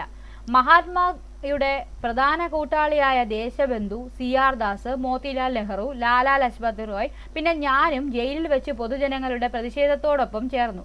മഹാത്മാഗാന്ധിയുടെ ഈ പിന്മാറ്റത്തിൽ ദുഃഖത്തിനും രോഷാകുലനുമായ ദേശബന്ധുവിനെയായിരുന്നു ഞാൻ ജയിലിൽ വെച്ച് കണ്ടത്. എന്തുവായിരുന്നു, സുഭാഷ് ചന്ദ്രബോസ് പറയുന്ന ഒരു കാര്യമാണ് പറയുന്നത്. പുള്ളി എന്തുദ്ദേശിച്ച് പറഞ്ഞു നോക്കാം. ചൗരി ചൗര സംഭവത്തെ തുടർന്ന് ഗാന്ധിജി എന്ത് ചെയ്തു, നിസ്സഹകരണ സമരം പിൻവലിച്ചതിനെതിരായ സുഭാഷ് ചന്ദ്രബോസിന്റെ വാക്കുകളാണിവ. അതായത് നമ്മൾ ചെയ്തല്ലോ, 1920 തൊട്ട് 22 വരെ കാലഘട്ടത്തിലാണ് നിസ്സഹകരണ പ്രസ്ഥാനം എന്ന് പറയുന്ന ഒരു പ്രസ്ഥാനം നിലനിന്നത്. അതായത് സഹകരിക്കില്ല, കോടതികളിലേക്ക് വക്കീലുകൾ പോകുന്നില്ല, അതുപോലെ വിദ്യാർത്ഥികൾ വിദ്യാലയത്തിലേക്ക് പോകുന്നില്ല, അങ്ങനെ. അപ്പോൾ അതെന്ത് ചെയ്തു, അവസാനിപ്പിച്ചു. ചൗരി ചൗര സംഭവം 1922 ഫെബ്രുവരി 4 ചൗരി ചൗര ആ സംഭവത്തെ തുടർന്ന് ഗാന്ധിജി എന്ത് ചെയ്യുന്നു, നിസ്സഹകരണ പ്രസ്ഥാനം അവസാനിപ്പിക്കുന്നു. അപ്പോൾ അതിനുശേഷം ഉള്ള ഈ പറഞ്ഞ സുഭാഷ് ചന്ദ്രബോസിന്റെ വാക്കുകളാണ് എന്താണ് പറയുന്നത്, പൊതുജന വികാരം അതിൻ്റെ പാരമ്യത്തിൽ എത്തി നിൽക്കുമ്പോൾ പിന്മാറ്റത്തിൻ്റെ കാഹളം പുറപ്പെടുവിക്കുന്നത് ഒരു ദേശീയ ദുരന്തത്തിൽ കുറഞ്ഞ് മറ്റൊന്നുമല്ല. അതായത് എന്താ പറയുന്നത്, നമ്മളിപ്പോൾ ഇത്രയും നല്ല രീതിക്ക് പ്രതിരോധിച്ചുകൊണ്ടിരിക്കുന്ന സമയത്ത് പെട്ടെന്ന് അത് മതിയാക്കാൻ പറയുന്നത് ശരിയല്ല എന്നാണ് പുള്ളി പറയുന്നത്. മഹാത്മയുടെ പ്രധാന കൂട്ടാളികളായ ദേശബന്ധു, CR ദാസ്, മോത്തിലാൽ നെഹ്റു, ലാലാ ലജ്പത് റായ്, പിന്നെ ഞാനും ജയിലിൽ വെച്ച് പൊതുജനങ്ങളുടെ പ്രതിഷേധത്തോടൊപ്പം ചേർന്നു. അപ്പം അദ്ദേഹത്തിന്റെ കൂട്ടാളികളായിട്ടുള്ള ഇവരെല്ലാവരും കൂടെ എന്ത് ചെയ്തു, ഈ ജയിലിൽ കഴിയുന്ന പ്രതിഷേധക്കാരോടൊപ്പം ചേർന്നെന്നാണ് പറയുന്നത്. മഹാത്മാഗാന്ധിയുടെ പിന്മാറ്റത്തിൽ ദുഃഖിതനും രോഷാകുലനുമായ ദേശബന്ധുവിനെ ആയിരുന്നു ഞാൻ ജയിലിൽ വെച്ച് കണ്ടത്. അപ്പോൾ അദ്ദേഹത്തിന്റെ കൂടെ ഉള്ളവർക്ക് തന്നെ എന്ത് ചെയ്യുന്നുണ്ട്, ഒരു നമ്മളൊരിപ്പോൾ ഒരു പ്രസ്ഥാനം തുടങ്ങുന്നു. ഓക്കെ, പ്രസ്ഥാനം തുടങ്ങുന്ന സമയത്ത് നമ്മളെല്ലാം ഒരേ മൈൻഡിലായിരിക്കും, ഒരേ ഇതിലായിരിക്കും. പിന്നെ ഒരു സമയത്ത് ആ ഒരു പ്രസ്ഥാനത്തിൻ്റെ ലക്ഷ്യങ്ങളിൽ എന്തെങ്കിലും ചേഞ്ച് വരുമ്പോൾ ചിലപ്പോൾ ആ പ്രസ്ഥാനത്തിൽ ഒരേപോലെ ഒന്നിച്ചു നിന്നവർക്കിടയിൽ തന്നെ എന്ത് ചെയ്യാം, ഒരു ചേരായ്മ വരാൻ ചാൻസ് ഉണ്ട്. ചേരത്തില്ല അവരുടെ ഐഡിയാസ് തമ്മിൽ എന്ത് ചെയ്യുന്നില്ല, അങ്ങോട്ട് ഒന്നിച്ചു പോകുന്നില്ല. രണ്ടുപേർക്കും സ്വാതന്ത്ര്യമാണ് മെയിൻ ലക്ഷ്യമെങ്കിലും രണ്ടുപേരുടെ ഐഡിയോളജീസ് ഒന്നിച്ചു പോകുന്നില്ല എങ്കിൽ എന്ത് വരും, അവിടെ ഒരു ചെറിയ കോൺഫ്ലിക്റ്റ് വരും. അതാണ് പറഞ്ഞുകൊണ്ടിരിക്കുന്നത്. അപ്പോൾ എന്താണ് പറഞ്ഞത്, ഇവിടെ ഇപ്പോൾ ഗാന്ധിജി നിസ്സഹകരണ പ്രസ്ഥാനത്തിൽ അല്ലെങ്കിൽ നിസ്സഹകരണ സമരത്തിൽ നിന്ന് പിൻവാങ്ങിയതിലുള്ള അതിനെക്കുറിച്ചുള്ള സുഭാഷ് ചന്ദ്രബോസിന്റെ വാക്കുകളാണ് ഈ പറയുന്നത്. ഇത്തരത്തിൽ ഗാന്ധിയൻ സമരരീതികളിൽ നിന്നും ആശയങ്ങളിൽ നിന്നും വ്യത്യസ്തമായ കാഴ്ചപ്പാടുണ്ടായിരുന്ന പ്രസ്ഥാനങ്ങളും വ്യക്തികളും ഇന്ത്യയുടെ ദേശീയ സമരത്തിൽ നിർണായക പങ്ക് വഹിച്ചിരുന്നു. അതായത് നമ്മൾ പറയുന്ന നമുക്ക് മെയിനായിട്ടുള്ള അൾട്ടിമേറ്റ് എയിം എന്താണ്, പൂർണ്ണ സ്വരാജ് അല്ലെങ്കിൽ പൂർണ്ണമായിട്ടുള്ള സ്വാതന്ത്ര്യം എന്നുള്ളതാണ്. പക്ഷെ അതിന് ഗാന്ധിയൻ സമരരീതികൾ തന്നെ വേണം എന്ന് നിർബന്ധം പിടിച്ചിട്ട് കാര്യമില്ല. കാര്യം ആ ഒരു ഐഡിയോളജിയിലോട് താല്പര്യമുള്ളവരല്ല എല്ലാവരും എന്നാണ് പറയുന്നത്. അതിൽ നിന്നും വ്യത്യസ്തമായിട്ട് ആശയങ്ങളിൽ നിന്നും, അതായത് ഈ ഗാന്ധിയൻ സമര രീതികളും അതുപോലെ ആശയങ്ങളിൽ നിന്നും വ്യത്യസ്തമായ കാഴ്ചപ്പാടുണ്ടായിരുന്നവരും എവിടെ ഉണ്ടായിരുന്നു, ഈ പറയുന്ന ദേശീയ പ്രസ്ഥാനങ്ങളിൽ ഉണ്ടായിരുന്നു. ഓക്കെ, അവരും പല രീതിയിലുള്ള സമരങ്ങളിൽ പങ്കാളികളായിരുന്നു എന്നും പറയുന്നു. ഇന്ത്യയുടെ സ്വാതന്ത്ര്യം തന്നെയായിരുന്നു അവരുടെയും ലക്ഷ്യം. എല്ലാവരുടെയും ലക്ഷ്യം എന്താണ്, ഇന്ത്യയുടെ സ്വാതന്ത്ര്യം. പക്ഷെ അവരുടെ രീതികൾ എന്താവാം, വ്യത്യസ്തമാവാം. എല്ലാവരും നമ്മളെ എന്ത് ചെയ്യുന്നു, നമ്മളെ ആക്രമിക്കുന്ന ഒരു പട്ടാളത്തിന് മുന്നിൽ ചുമ്മാ നമ്മൾ ചെന്ന് അഹിംസ എന്ന് പറഞ്ഞു കഴിഞ്ഞാൽ ആ ഒരു കോൺസെപ്റ്റ് എല്ലാവർക്കും അങ്ങ് ദഹിക്കുന്ന രീതിക്കുള്ള ഒരെണ്ണം അല്ല. ഓക്കെ, അത് എല്ലാവരെ കൊണ്ട് അക്സെപ്റ്റ് ചെയ്യാൻ പറ്റത്തുമില്ല. ഓക്കെ, അപ്പോൾ അത് അക്സെപ്റ്റ് ചെയ്യുന്ന ഒരു ഗ്രൂപ്പുണ്ട്, അക്സെപ്റ്റ് ചെയ്യാത്ത കുറച്ച് പേരും ഉണ്ട്. നോക്കാം, ഗാന്ധിജിയുടെ ബഹിഷ്കരണ സമരരീതിയെ എതിർത്ത CR ദാസ്, മോത്തിലാൽ നെഹ്റു എന്നിവർ 1923 സ്വരാജ് പാർട്ടിക്ക് രൂപം നൽകി. അപ്പോൾ ഇത് ഓവരായിട്ട് ഓരോരോ ആൾക്കാർ ഓരോരോ ഗ്രൂപ്പ് ആവുന്ന കാര്യമാണ് പറയുന്നത്. എന്തുവാണ്, 1923. ഓക്കെ, 1923 എന്ത് നടക്കുന്നത്, ഈ പറയുന്ന സ്വരാജ് പാർട്ടിക്ക് രൂപം നൽകുന്നത്. ഓക്കെ, നൽകി. എന്നിട്ട് നിയമനിർമ്മാണ സഭകളെ ഞങ്ങൾ ബഹിഷ്കരിക്കുകയില്ല, മറിച്ച് പോരാട്ടത്തിനും ബദൽ അഭിപ്രായത്തിനുമുള്ള വേദിയാക്കണമെന്ന് അവർ ആവശ്യപ്പെടുകയും നിയമനിർമ്മാണ സഭയിലേക്ക് മത്സരിക്കുകയും ചെയ്തു. അപ്പോൾ ഗാന്ധിജിയുടെ ബഹിഷ്കരണ സമരരീതിയെ എതിർത്ത ആൾക്കാരാണ് ഈ CR ദാസും മോത്തിലാൽ നെഹ്റു എന്ന് പറയുന്നവർ. അപ്പോൾ അവർ രണ്ടുപേരുടെ ചേർന്നാണ് 1923 എന്ത് രൂപപ്പെടുത്തുന്നത്, അല്ലെങ്കിൽ അങ്ങനെ ഒരു പുതിയ പാർട്ടി ഉണ്ടാക്കുവാണ്, സ്വരാജ് പാർട്ടി എന്ന് പറഞ്ഞ ഒരു പാർട്ടി രൂപീകരിക്കുവാണ്. അപ്പോൾ എന്നിട്ട് ഇവരെന്തുവാ പറയുന്നത്, പുള്ളിയുടെ ബഹിഷ്കരണം അല്ലെങ്കിൽ എന്താണ് നിയമലംഘനം അല്ലെങ്കിൽ എന്താണ് നിസ്സഹകരണം, ആ ഒരു ഗ്രൂപ്പിൽ നിയമസഭകളെ എന്ത് ചെയ്യാൻ പറഞ്ഞിട്ടുണ്ട്, ബഹിഷ്കരിക്കാനാണ് പറഞ്ഞിരിക്കുന്നത്. നിയമസഭകളെ എന്ത് ചെയ്യണം, ബഹിഷ്കരിക്കണം. അപ്പം നിയമനിർമ്മാണ സഭകളെ ഞങ്ങൾ ബഹിഷ്കരിക്കുകയല്ല. അപ്പം ഇവർ പറയുവാണ് ഞങ്ങൾ ബഹിഷ്കരിക്കുന്നില്ല, പകരം എന്ത് ചെയ്യും, മറിച്ച് പോരാട്ടത്തിനും ബദൽ അഭിപ്രായത്തിനുമുള്ള വേദികളാക്കണമെന്നവർ ആവശ്യപ്പെടുകയും നിയമനിർമ്മാണ സഭകളിലേക്ക് മത്സരിക്കുകയും ചെയ്തു. ക്രമേണ ഗാന്ധിയൻ സമര രീതികളോടുള്ള വിയോജിപ്പ് കൂടുതൽ ശക്തമായ രീതിയിൽ പ്രകടമാകാൻ തുടങ്ങി. അപ്പോൾ ഇവരെന്ത് ചെയ്തു, ഗാന്ധിജി പറയുന്നതല്ല ഇവർ ചെയ്യുന്നത്, അല്ലെങ്കിൽ ഇവരുടെ രണ്ടുപേരുടെയും, ഗാന്ധിജിയുടെയും ഈ പറയുന്ന CR ദാസ്, മോത്തിലാൽ നെഹ്റു, ഇവരുടെയൊന്നും ഐഡിയോളജീസ് ഒരേ കണക്ക് പോകുന്നതല്ല. അവർ രണ്ട് രീതിയിലാണ് ചിന്തിക്കുന്നത്. എല്ലാവരും ഒരുപോലെ ചിന്തിക്കണമെന്ന് നമുക്ക് വാശി പിടിക്കാൻ പറ്റത്തില്ല. ഓരോരുത്തരും ഓരോ രീതിക്കായിരിക്കും ചിന്തിക്കുന്നത്. അപ്പോൾ ഗാന്ധിജി ചിന്തിക്കുന്നത് അഹിംസാ മാർഗമാണ്. ഇവർ അഹിംസയിൽ ഊന്നിയ ഒരു വഴിയല്ല പറയുന്നത്. ഇവർ പറയുന്നതിലും പോയിന്റ് ഉണ്ടെന്ന് നമുക്ക് പറയാം. ഗാന്ധിജിയുടെ സൈഡിൽ നിന്ന് നോക്കുമ്പോൾ പുള്ളി പറയുന്നതിലും പോയിന്റ് ഉണ്ട്, ഇവരുടെ സൈഡിൽ നോക്കുമ്പോൾ ഇവർ പറയുന്നതിലും എന്തുണ്ട്, മാറ്റർ ഉണ്ട്. അപ്പോൾ എന്തോ പറയുന്നത്, ഇവർ പറയുന്നത് ഇപ്പം നമ്മളൊരു നിയമനിർമ്മാണ സഭയിൽ നിന്ന് നമ്മൾ അംഗമാണ് എന്ന് വിചാരിക്കുക, എന്നിട്ട് നമ്മൾ അവിടെ പോകാതെ നമുക്ക് അവിടെ എന്താണ് നടക്കുന്നത് നമുക്ക് ഐഡൻറ്റിഫൈ ചെയ്യാൻ പറ്റൂടെ, ഇല്ല. നമ്മളവിടെ ചെന്നാലേ അവിടെ ഏതൊക്കെ ബില്ല് പാസ്സാക്കുന്നുണ്ട്, എന്തൊക്കെ പുതിയ നിയമങ്ങളാണ് ഉണ്ടാക്കുന്നത്, നമുക്ക് എന്തെങ്കിലും എതിർപ്പുണ്ടെങ്കിൽ പറയാൻ പറ്റത്തുള്ളൂ. അപ്പോൾ ഇവരുടെ അതായത് ഈ പറയുന്ന CR ദാസിൻ്റെ മോത്തിലാൽ നെഹ്റുവിൻ്റെ ഒക്കെ കോൺസെപ്റ്റിൽ അവർ പറയുന്നത് എന്താണ്, നമ്മൾ ചുമ്മാ അത് ബഹിഷ്കരിച്ച് കഴിഞ്ഞാൽ അതിനകത്ത് നടക്കുന്ന കാര്യം എന്താണെന്ന് നമുക്കറിയത്തില്ല, അവരോരോ നിയമം ഉണ്ടായിക്കൊണ്ടേയിരിക്കും. ഓക്കെ, അപ്പോൾ അതെന്താണെന്ന് അറിഞ്ഞിട്ട് അതിനെതിരെ പ്രതികരിക്കേണ്ട പ്രതികരിക്കേണ്ട ആരെങ്കിലും അതിനുവേണ്ടി നമ്മൾ എന്ത് ചെയ്യണം, അവിടെ അംഗമാവണം, അല്ലെങ്കിൽ ആ ഒരു ഇതിൽ പങ്കാളിയാകണമെന്നാണ് ഇവരെന്ത് ചെയ്തത്. ഇവർ അങ്ങനെ ഒരു ഐഡിയയിൽ വിശ്വസിച്ച ആൾക്കാരാണ്. 1923 ഇവരെന്ത് ചെയ്യുന്നത്, സ്വരാജ് പാർട്ടിക്ക് രൂപം നൽകുന്നത്. ഓക്കെ, പഞ്ചാബ്, രാജസ്ഥാൻ, ഉത്തർപ്രദേശ്, ബീഹാർ എന്നിവിടങ്ങളിലെ വിപ്ലവകാരികൾ ഡൽഹിയിൽ വെച്ച് 1928 ഹിന്ദുസ്ഥാൻ സോഷ്യലിസ്റ്റ് റിപ്പബ്ലിക് അസോസിയേഷൻ എന്ന സംഘടനയ്ക്ക് രൂപം നൽകി. അങ്ങനെ ഓരോരുത്തർ ഓരോ സൈഡിൽ എന്തുവാണ്, ഓരോ പാർട്ടികൾ ഉണ്ടായിക്കൊണ്ടിരിക്കുക, അല്ലെങ്കിൽ ഓരോ സംഘടനകൾ ഉണ്ടായിക്കൊണ്ടിരിക്കുകയാണ്. അവരുടെ ഐഡിയോളജിയായിട്ട് യോജിക്കുന്ന രീതിക്ക് അവരൊരു സംഘടന ഉണ്ടാക്കുന്നു. ഓക്കെ, ആദ്യം ഗാന്ധിജി നമ്മുടെ സമരത്തിലേക്ക് വന്ന സമയത്ത് അഹിംസ ആണ് മെയിൻ. ഓക്കെ, അഹിംസയിൽ കുറേ അഹിംസ കൊണ്ട് പുള്ളിക്ക് എന്ത് ചെയ്തിട്ടുണ്ട്, അഹിംസ ആയായിരുന്നു ആദ്യ സമയത്തുള്ളതിലൊക്കെ. അത് പുതിയൊരു ടെക്നിക്ക് ആയതുകൊണ്ട് അത് വർക്കായിട്ട് ഒരു ഉപ്പു സത്യാഗ്രഹം ആയപ്പോഴത്തേക്ക് എന്ത് പറ്റി, ഈ ബ്രിട്ടീഷുകാർ അഹിംസ നിങ്ങൾ എന്ത് കാണിച്ചാലും മീൻസ് നമ്മളെ ആക്രമിക്കാൻ വന്നവരെ തിരിച്ചാക്രമിക്കും എന്നുള്ളൊരു വൈബ് വിട്ടിട്ട് അവരെന്ത് ചെയ്യാൻ തുടങ്ങി, അവർ തിരിച്ചങ്ങ് ആക്രമിക്കാൻ തുടങ്ങി, ചുമ്മാ ഇരിക്കുന്നവരെയും പോയി അടിക്കുന്ന ഒരു പരിപാടിയായി. അപ്പോൾ എല്ലാവരും എന്ത് ചെയ്യണമെന്നില്ല, ഇത് സഹിക്കണമെന്നില്ല. അപ്പോൾ അതിനെതിരെ പ്രതികരിക്കുന്നവർ കാണും. അപ്പോൾ ആ രീതിക്ക് അവർ എത്തരത്തിൽ ഈ ബ്രിട്ടീഷുകാർക്കെതിരെ പ്രതികരിക്കാം അഹിംസാ മാർഗം അല്ലാതെ എന്നുള്ള രീതിക്ക് അങ്ങനെ ആലോചിച്ച് പലരും പല കോൺസെപ്റ്റിലെത്തുന്നു. അവർ ഓരോ സംഘടനകൾ രൂപീകരിക്കുന്നു. അതിൽ ആദ്യത്തെ പറഞ്ഞതാണ് സ്വരാജ് പാർട്ടി എന്ന് പറയുന്ന പാർട്ടി. 1923 CR ദാസ്, മോത്തിലാൽ നെഹ്റു. അടുത്ത പാർട്ടി ഏതാ, രാജസ്ഥാൻ, പഞ്ചാബ്, അതുപോലെ ഉത്തർപ്രദേശ്, ബീഹാർ എന്നിവിടങ്ങളിലെ വിപ്ലവകാരികൾ ഡൽഹിയിൽ വെച്ചിട്ട് 1928 എന്തുണ്ടാക്കുന്നത്, ഹിന്ദുസ്ഥാൻ സോഷ്യലിസ്റ്റ് റിപ്പബ്ലിക് അസോസിയേഷൻ എന്ന സംഘടന എന്ത് ചെയ്യുന്നു, രൂപം നൽകി.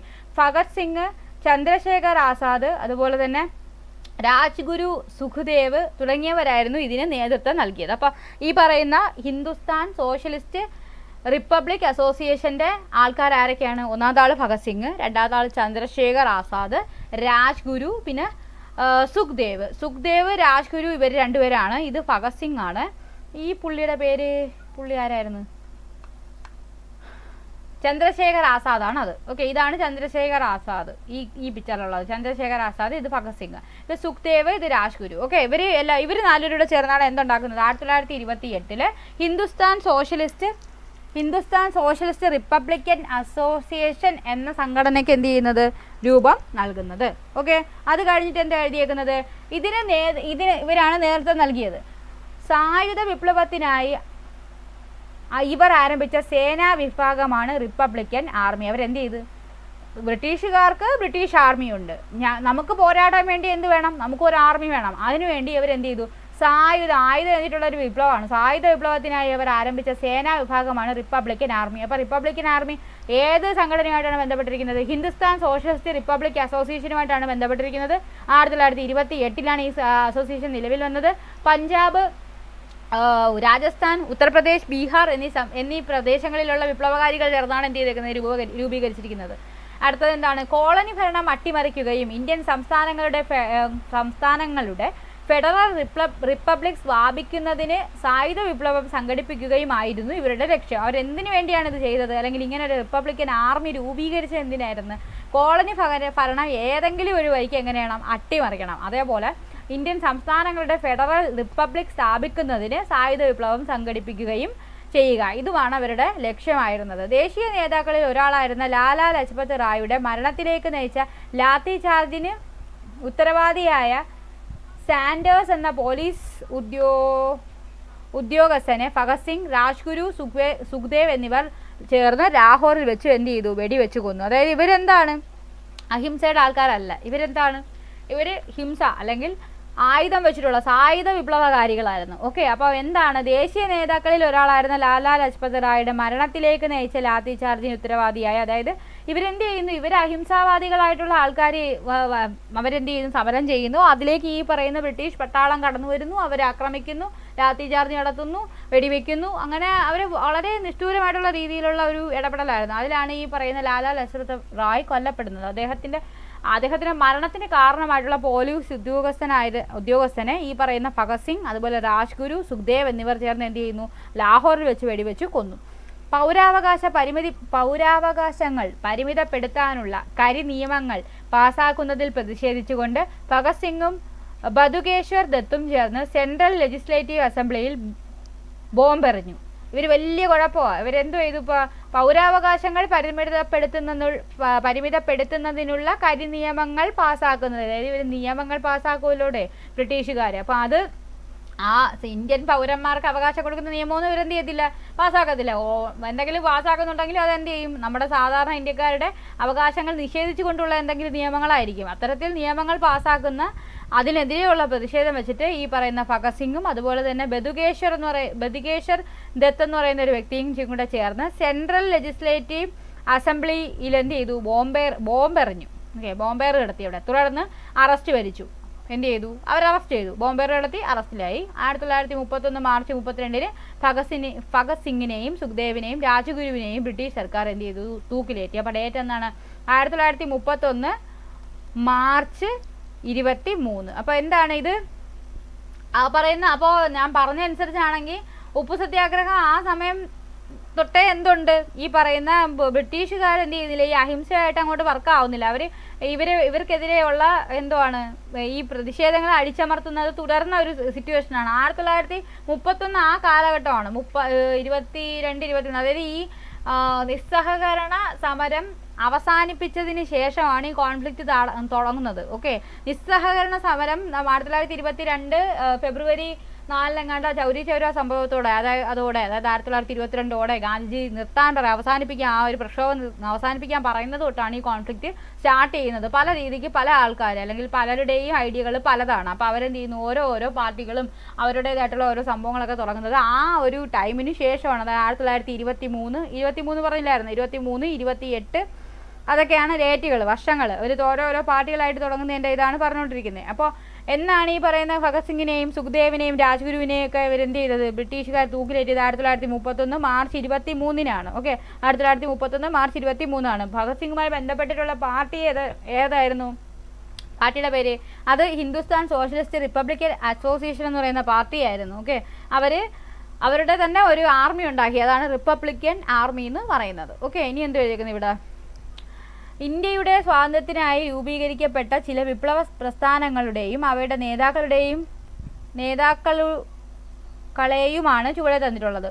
ഇവരാണ് ആളുകൾ. ഒന്ന്, Abhinav Bharat society, V D Savarkar രൂപീകരിച്ചു. അതായത് പലരും എന്ത് ചെയ്യുന്നുണ്ട്? പല പ്രസ്ഥാനങ്ങൾ രൂപീകരിക്കുന്നുണ്ട് സ്വാതന്ത്ര്യത്തിന് വേണ്ടിയിട്ടാണ്. അപ്പോൾ ആ വിപ്ലവ പ്രസ്ഥാനങ്ങളാണ് തന്നിരിക്കുന്നത്. Abhinav Bharat society, V D Savarkar. അതുപോലെ അനുശീലൻ സമിതി എന്ന് പറയുന്നത് ബരീന്ദർ കുമാർ ഘോഷും പുലിയൻ ബിഹാരി ദാസും. ഓക്കെ, ഗദ്ദർ പാർട്ടി എന്ന് പറഞ്ഞാൽ Lala Hardayal. Okay, Indian republican army Surya Sen ആണ്. Indian republican army Surya Sen. അപ്പോൾ Abhinav Bharat society V D Savarkar, അതുപോലെ അനുശീലൻ സമിതി ബരീന്ദർ കുമാർ ഘോഷ് അല്ലെങ്കിൽ പുലിയൻ ബിഹാരി ദാസ്, ഗദ്ദർ പാർട്ടി ലാല ഹർദയാൽ, അതുപോലെ Indian republican army Surya Sen. Okay, ഇനി ഇവിടെ ഒരു കത്ത് പോലെ കൊടുത്തേക്കുന്നത് എന്താണെന്ന് നോക്കാം. ഭഗത് സിംഗ് ബതുകേശ്വർ ദത്തിന് അയച്ച കത്താണിത്.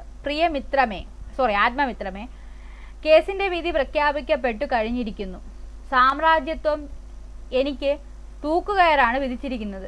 ഈ ഇരുണ്ട ജയിലറകളിൽ മറ്റു തടവുകാരോടൊപ്പം ഞാനും തൂക്കിക്കൊല കാത്തിരിക്കുന്നു. ഒരുപക്ഷെ സഖാക്കളുടെ എല്ലാം പ്രാർത്ഥന ഏത് വിധേനയും ഈ തൂക്കുകയറിൽ നിന്ന് രക്ഷപ്പെടുക എന്നുള്ളതാണ്. എന്നാൽ എൻ്റെ കാര്യമാകട്ടെ ഇവരിൽ നിന്ന് വ്യത്യസ്തമാണ്. എൻ്റെ ദേശത്തിനും ഞാൻ ജീവനോട് ചേർത്ത ആദർശത്തിനും വേണ്ടി തൂക്കുമരത്തെ ആശ്ലേഷിക്കാനുള്ള ആ സുദിനവും കാത്തിരിക്കുകയാണ് ഞാൻ. അത്യാഹ്ലാദത്തോടുകൂടി ഞാൻ കൊലക്കുരുക്കിൽ കയറും. ധീരദേശാഭിമാനികൾ ഒരു ദേശത്തിനു വേണ്ടി എങ്ങനെയാണ് തങ്ങളുടെ പ്രാണൻ വെടിയുന്നത് എന്നത് ഞാൻ ലോകത്തിന് കാണിച്ചു കൊടുക്കും. വധശിക്ഷയാണല്ലോ എനിക്ക് വിധിച്ചിരിക്കുന്നത്. എന്നാൽ എന്നിൽ നിന്നും തികച്ചും വിഭിന്നമായി നിങ്ങൾക്ക് ജീവപര്യന്തം നാടുകടത്തലിനുള്ള ശിക്ഷയാണ് കിട്ടിയിരിക്കുന്നത്. അപ്പോഴും നിങ്ങൾ ജീവിക്കും. ജീവിതം അപ്രകാരം തുടരുമ്പോൾ നിങ്ങൾ ലോകത്തിന് പറഞ്ഞു കൊടുക്കേണ്ടത് സമര വിപ്ലവകാരികൾ തങ്ങളുടെ ആദർശങ്ങൾക്ക് വേണ്ടി മരിക്കാൻ തയ്യാറാവുക മാത്രമല്ല ചെയ്യുന്നത്, ഏത് ആപത്ഘട്ടത്തെയും തലയുയർത്തിപ്പിടിച്ച് നേരിടാൻ തയ്യാറാണ് എന്നതാണ്. മൃത്യു ലൗകിക പ്രയാസങ്ങളിൽ നിന്ന് ഒളിച്ചോടാനുള്ള ഒരു വഴിയാകരുത്. കൊലക്കയറിൽ നിന്ന് ഇറങ്ങി നടക്കാൻ കഴിഞ്ഞ വിപ്ലവ സഖാക്കൾ ജീവിക്കുകയും തങ്ങൾ കൊലമരത്തിലേറാൻ ഉത്സുകരാണെന്ന് മാത്രമല്ല കൊഴുത്ത ഇരുട്ടിൻ്റെ ജയിൽ ഭീതികൾക്കുള്ളിൽ കിടന്ന് അതിക്രൂരമായ പീഡനങ്ങൾ പോലും സഹിക്കുകയും ചെയ്യുമെന്ന് ലോകത്തിന് പറഞ്ഞു കൊടുക്കും.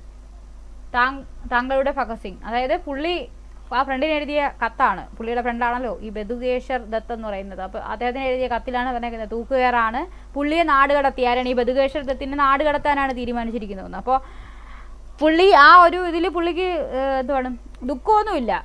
സ്വാതന്ത്ര്യത്തിന് വേണ്ടി ഞാൻ പോരാടി, അതിനെനിക്ക് വധശിക്ഷ കിട്ടി, ഞാനത് ശിരസാ വഹിക്കുന്നു എന്നുള്ള ഒരു മൈൻഡ് സെറ്റാണ് പുള്ളിക്ക്. അതിൻ്റെ കഥയാണ് എഴുതി വെച്ചേക്കുന്നത്. അപ്പോൾ നമ്മൾ പറഞ്ഞുകൊണ്ടിരുന്നത് 1922 ചൗരി ചൗര സംഭവത്തോടു കൂടി ഈ പറയുന്ന സ്വാതന്ത്ര്യ സമരത്തിൻ്റെ ഫേസിൽ ചെറിയൊരു ചേഞ്ച് വരുന്നുണ്ട്. അതായത് അതും ഒരു അഹിംസ ഓക്കെയാണെന്ന് പറഞ്ഞിരുന്ന പലരും എന്ത് ചെയ്യുന്നു, അഹിംസയിൽ നിന്ന് പിന്മാറുന്നു, അല്ലെങ്കിൽ മറ്റ് പല പ്രസ്ഥാനങ്ങളും രൂപീകരിക്കുകയും അവരുടേതായ ഐഡിയോളജീസ് പ്രചരിപ്പിക്കുകയും എന്ത് ചെയ്യുന്നു. ഇനി എന്താണെന്ന് വായിച്ചു നോക്കാം. റഷ്യൻ വിപ്ലവത്തിൽ നിന്നും പ്രചോദനം ഉൾക്കൊണ്ട് 1930കളോടെ സോഷ്യലിസ്റ്റ് ആശയങ്ങൾ ഇന്ത്യയിൽ പ്രചരിക്കാൻ തുടങ്ങി. അപ്പോൾ 1930 തൊട്ടാണ് സോഷ്യലിസം എന്നുള്ള ഒരു ഐഡിയ എന്ത് ചെയ്തത്, പ്രചരിക്കാൻ തുടങ്ങിയത്. അതിലെന്താണ് പറയുന്നത്, ആ ആശയങ്ങൾ കോൺഗ്രസിനുള്ളിലെ ഒരു വിഭാഗത്തെയും സ്വാധീനിച്ചു. അപ്പോൾ ഈ പറയുന്ന സോഷ്യലിസ്റ്റ് ആശയങ്ങൾ പലരെ എന്ത് ചെയ്തു, സ്വാധീനിക്കാൻ തുടങ്ങി. അത് കോൺഗ്രസിനകത്തുള്ള ഒരു വിഭാഗത്തെ എന്ത് ചെയ്തു, സ്വാധീനിച്ചു. ജവഹർലാൽ നെഹ്റു, സുഭാഷ് ചന്ദ്രബോസ്, ജയപ്രകാശ് നാരായൺ, അരുണ ആസഫ് അലി എന്നിവർ ചേർന്ന് കോൺഗ്രസ് പാർട്ടിക്കുള്ളിൽ കോൺഗ്രസ് സോഷ്യലിസ്റ്റ് വിഭാഗത്തിന് നേതൃത്വം നൽകി. അപ്പോൾ അവിടെ കോൺഗ്രസ്സിൽ ഈ പറഞ്ഞ ഐഡിയ, അതായത് സോഷ്യലിസ്റ്റ് ആശയങ്ങളെ അതിൻ്റെ സ്വാധീനമുണ്ടായ വ്യക്തികളാണ് ജവഹർലാൽ നെഹ്റു, സുഭാഷ് ചന്ദ്രബോസ്, ജയപ്രകാശ് നാരായണൻ, അരുണ ആസഫ് അലി എന്നിവർ. അവർ കോൺഗ്രസിനകത്ത് തന്നെ പാർട്ടിക്കുള്ളിൽ എന്ത് ചെയ്തു, ഒരു കോൺഗ്രസ് സോഷ്യലിസ്റ്റ് വിഭാഗത്തിന് എന്ത് ചെയ്തു, നേതൃത്വം നൽകി. 1934 ബോംബെയിൽ ചേർന്ന സമ്മേളനത്തിൽ ജയപ്രകാശ് നാരായണന്റെ നേതൃത്വത്തിൽ കോൺഗ്രസ് സോഷ്യലിസ്റ്റ് പാർട്ടി രൂപം കൊണ്ടു. അപ്പം കോൺഗ്രസ് സോഷ്യലിസ്റ്റ് പാർട്ടി എന്ന് പറഞ്ഞൊരു പാർട്ടി രൂപം കൊള്ളുന്നത് എന്നാണ് 1934 ഓക്കെ. ബോംബെയിൽ ചേർന്ന സമ്മേളനത്തിൽ 1934 ബോംബെയിൽ ചേർന്ന സമ്മേളനത്തിൽ, അതായത് ഈ കോൺഗ്രസ് ഇല്ലേ, ഇന്റർനാഷണൽ കോൺഗ്രസ് എന്ത് ചെയ്യുന്നുണ്ട്, പല സമ്മേളനങ്ങൾ പല സ്ഥലത്തായിട്ട് വെച്ച് നടത്തുന്നുണ്ട്. അതിലുള്ള 1934 ബോംബെയിൽ വെച്ച് ചേർന്ന സമ്മേളനത്തിലാണ് ജയപ്രകാശ് നാരായണന്റെ നേതൃത്വത്തിൽ കോൺഗ്രസ് സോഷ്യലിസ്റ്റ് പാർട്ടിക്ക് രൂപം കൊള്ളുന്നത്. ഓക്കെ. ഇനി ക്വിറ്റ് ഇന്ത്യ സമര കാലഘട്ടത്തിൽ കോൺഗ്രസ് സോഷ്യലിസ്റ്റ് പാർട്ടി പ്രവർത്തകർ വളരെ സജീവമായിരുന്നു. അപ്പോൾ ഈ പാർട്ടിക്കാരും എന്ത് ചെയ്തിട്ടുണ്ട്, ഈ പറയുന്ന ക്വിറ്റ് ഇന്ത്യ സമരകാലത്ത് ഉണ്ടായിരുന്നു. അതുകൊണ്ട് ഇവിടെ ഒരു പടം കൊടുത്തേക്കുന്നുണ്ട്. ഇവരാണ് അരുണ ആസിഫ് അലി എന്ന് പറയുന്നത്. അവരെ ആദരിച്ചുകൊണ്ട് ഇന്ത്യ ഗവൺമെൻറ് പുറത്തിറക്കിയ ഒരു സ്റ്റാമ്പാണത്. ഓക്കെ. ഡേറ്റ് 1998 എങ്ങാണ്ടാണ്. അടുത്ത എന്താ എഴുതിയേക്കുന്നത് നോക്കാം. അപ്പോൾ ക്വിറ്റ് ഇന്ത്യ സമരത്തിൽ ഈ പറയുന്ന കോൺഗ്രസ് സോഷ്യലിസ്റ്റ് പാർട്ടിയുടെ ആൾക്കാർ അല്ലെങ്കിൽ അതിൻ്റെ പ്രവർത്തകർ എന്ത് ചെയ്യുന്നു, പങ്കാളികളായിരുന്നു. ഗാന്ധിജി അടക്കമുള്ള കോൺഗ്രസിൻ്റെ മുൻനിര നേതാക്കളെല്ലാം അറസ്റ്റിലായപ്പോൾ ഒളിവിൽ നിന്നുകൊണ്ട് സമരത്തിന് ശക്തമായ പിന്തുണ നൽകിയത് ജയപ്രകാശ് നാരായണൻ, അരുണ ആസിഫ് അലി തുടങ്ങിയവർ ആയിരുന്നു. അപ്പോൾ ഇവരെ നമ്മൾ പറഞ്ഞല്ലോ, ഉപ്പു സത്യാഗ്രഹത്തിൻ്റെ ആ ഒരു നിയമലംഘനം, സിവിൽ ഡിസൊബീഡിയൻസ് നടന്ന സമയത്ത് അവസാനം ഗാന്ധിജി എന്ത് ചെയ്യുന്നുണ്ട്, അറസ്റ്റ് ചെയ്യുന്നുണ്ട്. അപ്പോൾ ഗാന്ധിജി അടക്കം എന്ത് ചെയ്യുന്നു, അറസ്റ്റിലായ സമയത്ത് ഇവരെന്ത് ചെയ്തു, ഈ പറയുന്ന കോൺഗ്രസ് സോഷ്യലിസ്റ്റ് പാർട്ടിക്കകത്തുള്ള ആൾക്കാരാണ്. ആരൊക്കെയാണ് ഈ പറയുന്ന ജയപ്രകാശ് നാരായണൻ, അരുണ ആസിഫ് അലിയൊക്കെ. അവരാണ് എന്ത് ചെയ്തത്, ഒളിവിലിരുന്ന് ഈ സമരത്തിന് കൂടുതൽ ശക്തമായ നേതൃത്വം നൽകിയത് അല്ലെങ്കിൽ പിന്തുണ നൽകിയെന്നാണ് പറയുന്നത്. ഗാന്ധിയൻ സമര രീതികളോട് പല ഘട്ടത്തിലും വിയോജിപ്പ് പ്രകടിപ്പിച്ച ആളായിരുന്നു സുഭാഷ് ചന്ദ്രബോസ്. അപ്പോൾ അദ്ദേഹത്തിന് എന്താണ്, ഈ പറഞ്ഞ ഗാന്ധിയൻ രീതികളോട് അത്ര താല്പര്യം ഇല്ല. ഇനി കോൺഗ്രസ് വിട്ട ശേഷം അദ്ദേഹം ഫോർവേഡ് ബ്ലോക്ക് എന്ന രാഷ്ട്രീയ പാർട്ടിക്ക് രൂപം നൽകി. അപ്പോൾ എന്താ പറയുന്നത്, ഗാന്ധിയൻ സമര രീതികളോട് അത്രയ്ക്ക് ഇതല്ല, അതായത് വിയോജിപ്പുള്ള ഒരാളായിരുന്നു സുഭാഷ് ചന്ദ്രബോസ് എന്ന് പറയുന്നത്. അദ്ദേഹം ഈ പ്രസ്ഥാനങ്ങളിലൊക്കെ ഉള്ളതായിരുന്നു. അദ്ദേഹം എന്ത് ചെയ്തു, അദ്ദേഹം കോൺഗ്രസ് വിട്ടിട്ട് അദ്ദേഹം ഫോർവേഡ് ബ്ലോക്ക് എന്ന രാഷ്ട്രീയ പാർട്ടിക്ക് രൂപം നൽകി. അപ്പോൾ അദ്ദേഹം എന്ത് ചെയ്തു, ഒരു പാർട്ടി തുടങ്ങി. എന്നിട്ട് എന്ത് ചെയ്തേ, പിന്നീട് ഇന്ത്യയുടെ സ്വാതന്ത്ര്യത്തിനായി റാഷ് ബിഹാരി ബോസ് രൂപീകരിച്ച ഇന്ത്യൻ നാഷണൽ ആർമിയുടെ നേതൃത്വം അദ്ദേഹം ഏറ്റെടുത്തു. അപ്പം റാഷ് ബിഹാരി ബോസ് ആണ് എന്ത് രൂപീകരിക്കുന്നത്, ഇന്ത്യൻ നാഷണൽ ആർമി INA രൂപീകരിക്കുന്നത് റാഷ് ബിഹാരി ബോസ്. പിന്നീടാണ് അതിൻ്റെ നേതൃത്വം ആര് ഏറ്റെടുക്കുന്നത്, ഈ പറയുന്ന പാർട്ടിയുടെ നേതൃത്വം നമ്മുടെ പുള്ളിയുടെ പേരെന്ത് വരുന്നു, സുഭാഷ് ചന്ദ്രബോസ് ഏറ്റെടുക്കുന്നത്. പിന്നീട് ഇന്ത്യയുടെ സ്വാതന്ത്ര്യത്തിനായി രാഷ് ബിഹാരി ബോസ് രൂപീകരിച്ച ഇന്ത്യൻ നാഷണൽ ആർമിയുടെ നേതൃത്വം അദ്ദേഹം ഏറ്റെടുത്തു. ആരാണ്? നമ്മുടെ സുഭാഷ് ചന്ദ്ര ബോസ് ഏറ്റെടുത്തു. നേരത്തെ ഒരു ആർമിയുടെ കാര്യം പറഞ്ഞായിരുന്നില്ല, അത് ഏതായിരുന്നു? അതായത് ഇന്ത്യൻ റിപ്പബ്ലിക്കൻ ആർമി എന്ന് പറഞ്ഞൊരെണ്ണമുണ്ട്, അത് സൂര്യ സെൻ ആണ്. ഇന്ത്യൻ റിപ്പബ്ലിക്കൻ ആർമി സൂര്യ സെൻ ആണ്.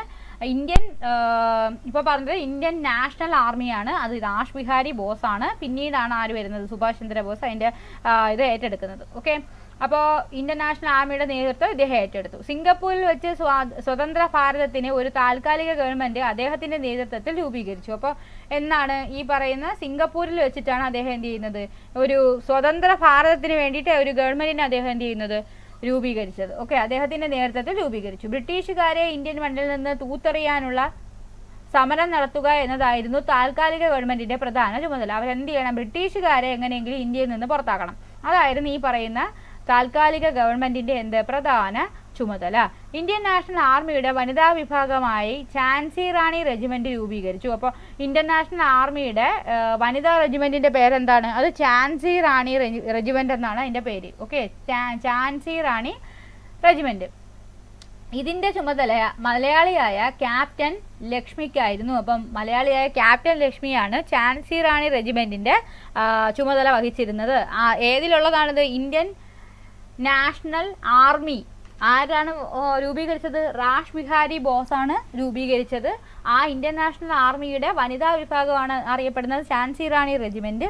അതിന് നേതൃത്വം നൽകിയത് ക്യാപ്റ്റൻ ലക്ഷ്മിയായിരുന്നു. ഓക്കെ, ജപ്പാന്റെ സഹായത്തോടെ സുഭാഷ് ചന്ദ്രബോസിന്റെ നേതൃത്വത്തിലുള്ള ഇന്ത്യൻ നാഷണൽ ആർമി ഇന്ത്യയുടെ വടക്ക് കിഴക്കൻ അതിർത്തി വരെ എത്തുകയും ഇംഫാലിൽ ദേശീയ പതാക ഉയർത്തുകയും ചെയ്തു. അപ്പോൾ ഈ പറയുന്ന ജപ്പാന്റെ സഹായത്തോടെ, അതായത് ഇവരിപ്പോൾ ഇത് ഉണ്ടാക്കിയിരിക്കുന്ന, അതായത് ഇവരൊരു സർക്കാർ ഗവൺമെന്റ് ഒക്കെ രൂപീകരിച്ചിരിക്കുന്നത് സിംഗപ്പൂർ കേന്ദ്രീകരിച്ചിട്ടാണ്, ഇന്ത്യയിലല്ല.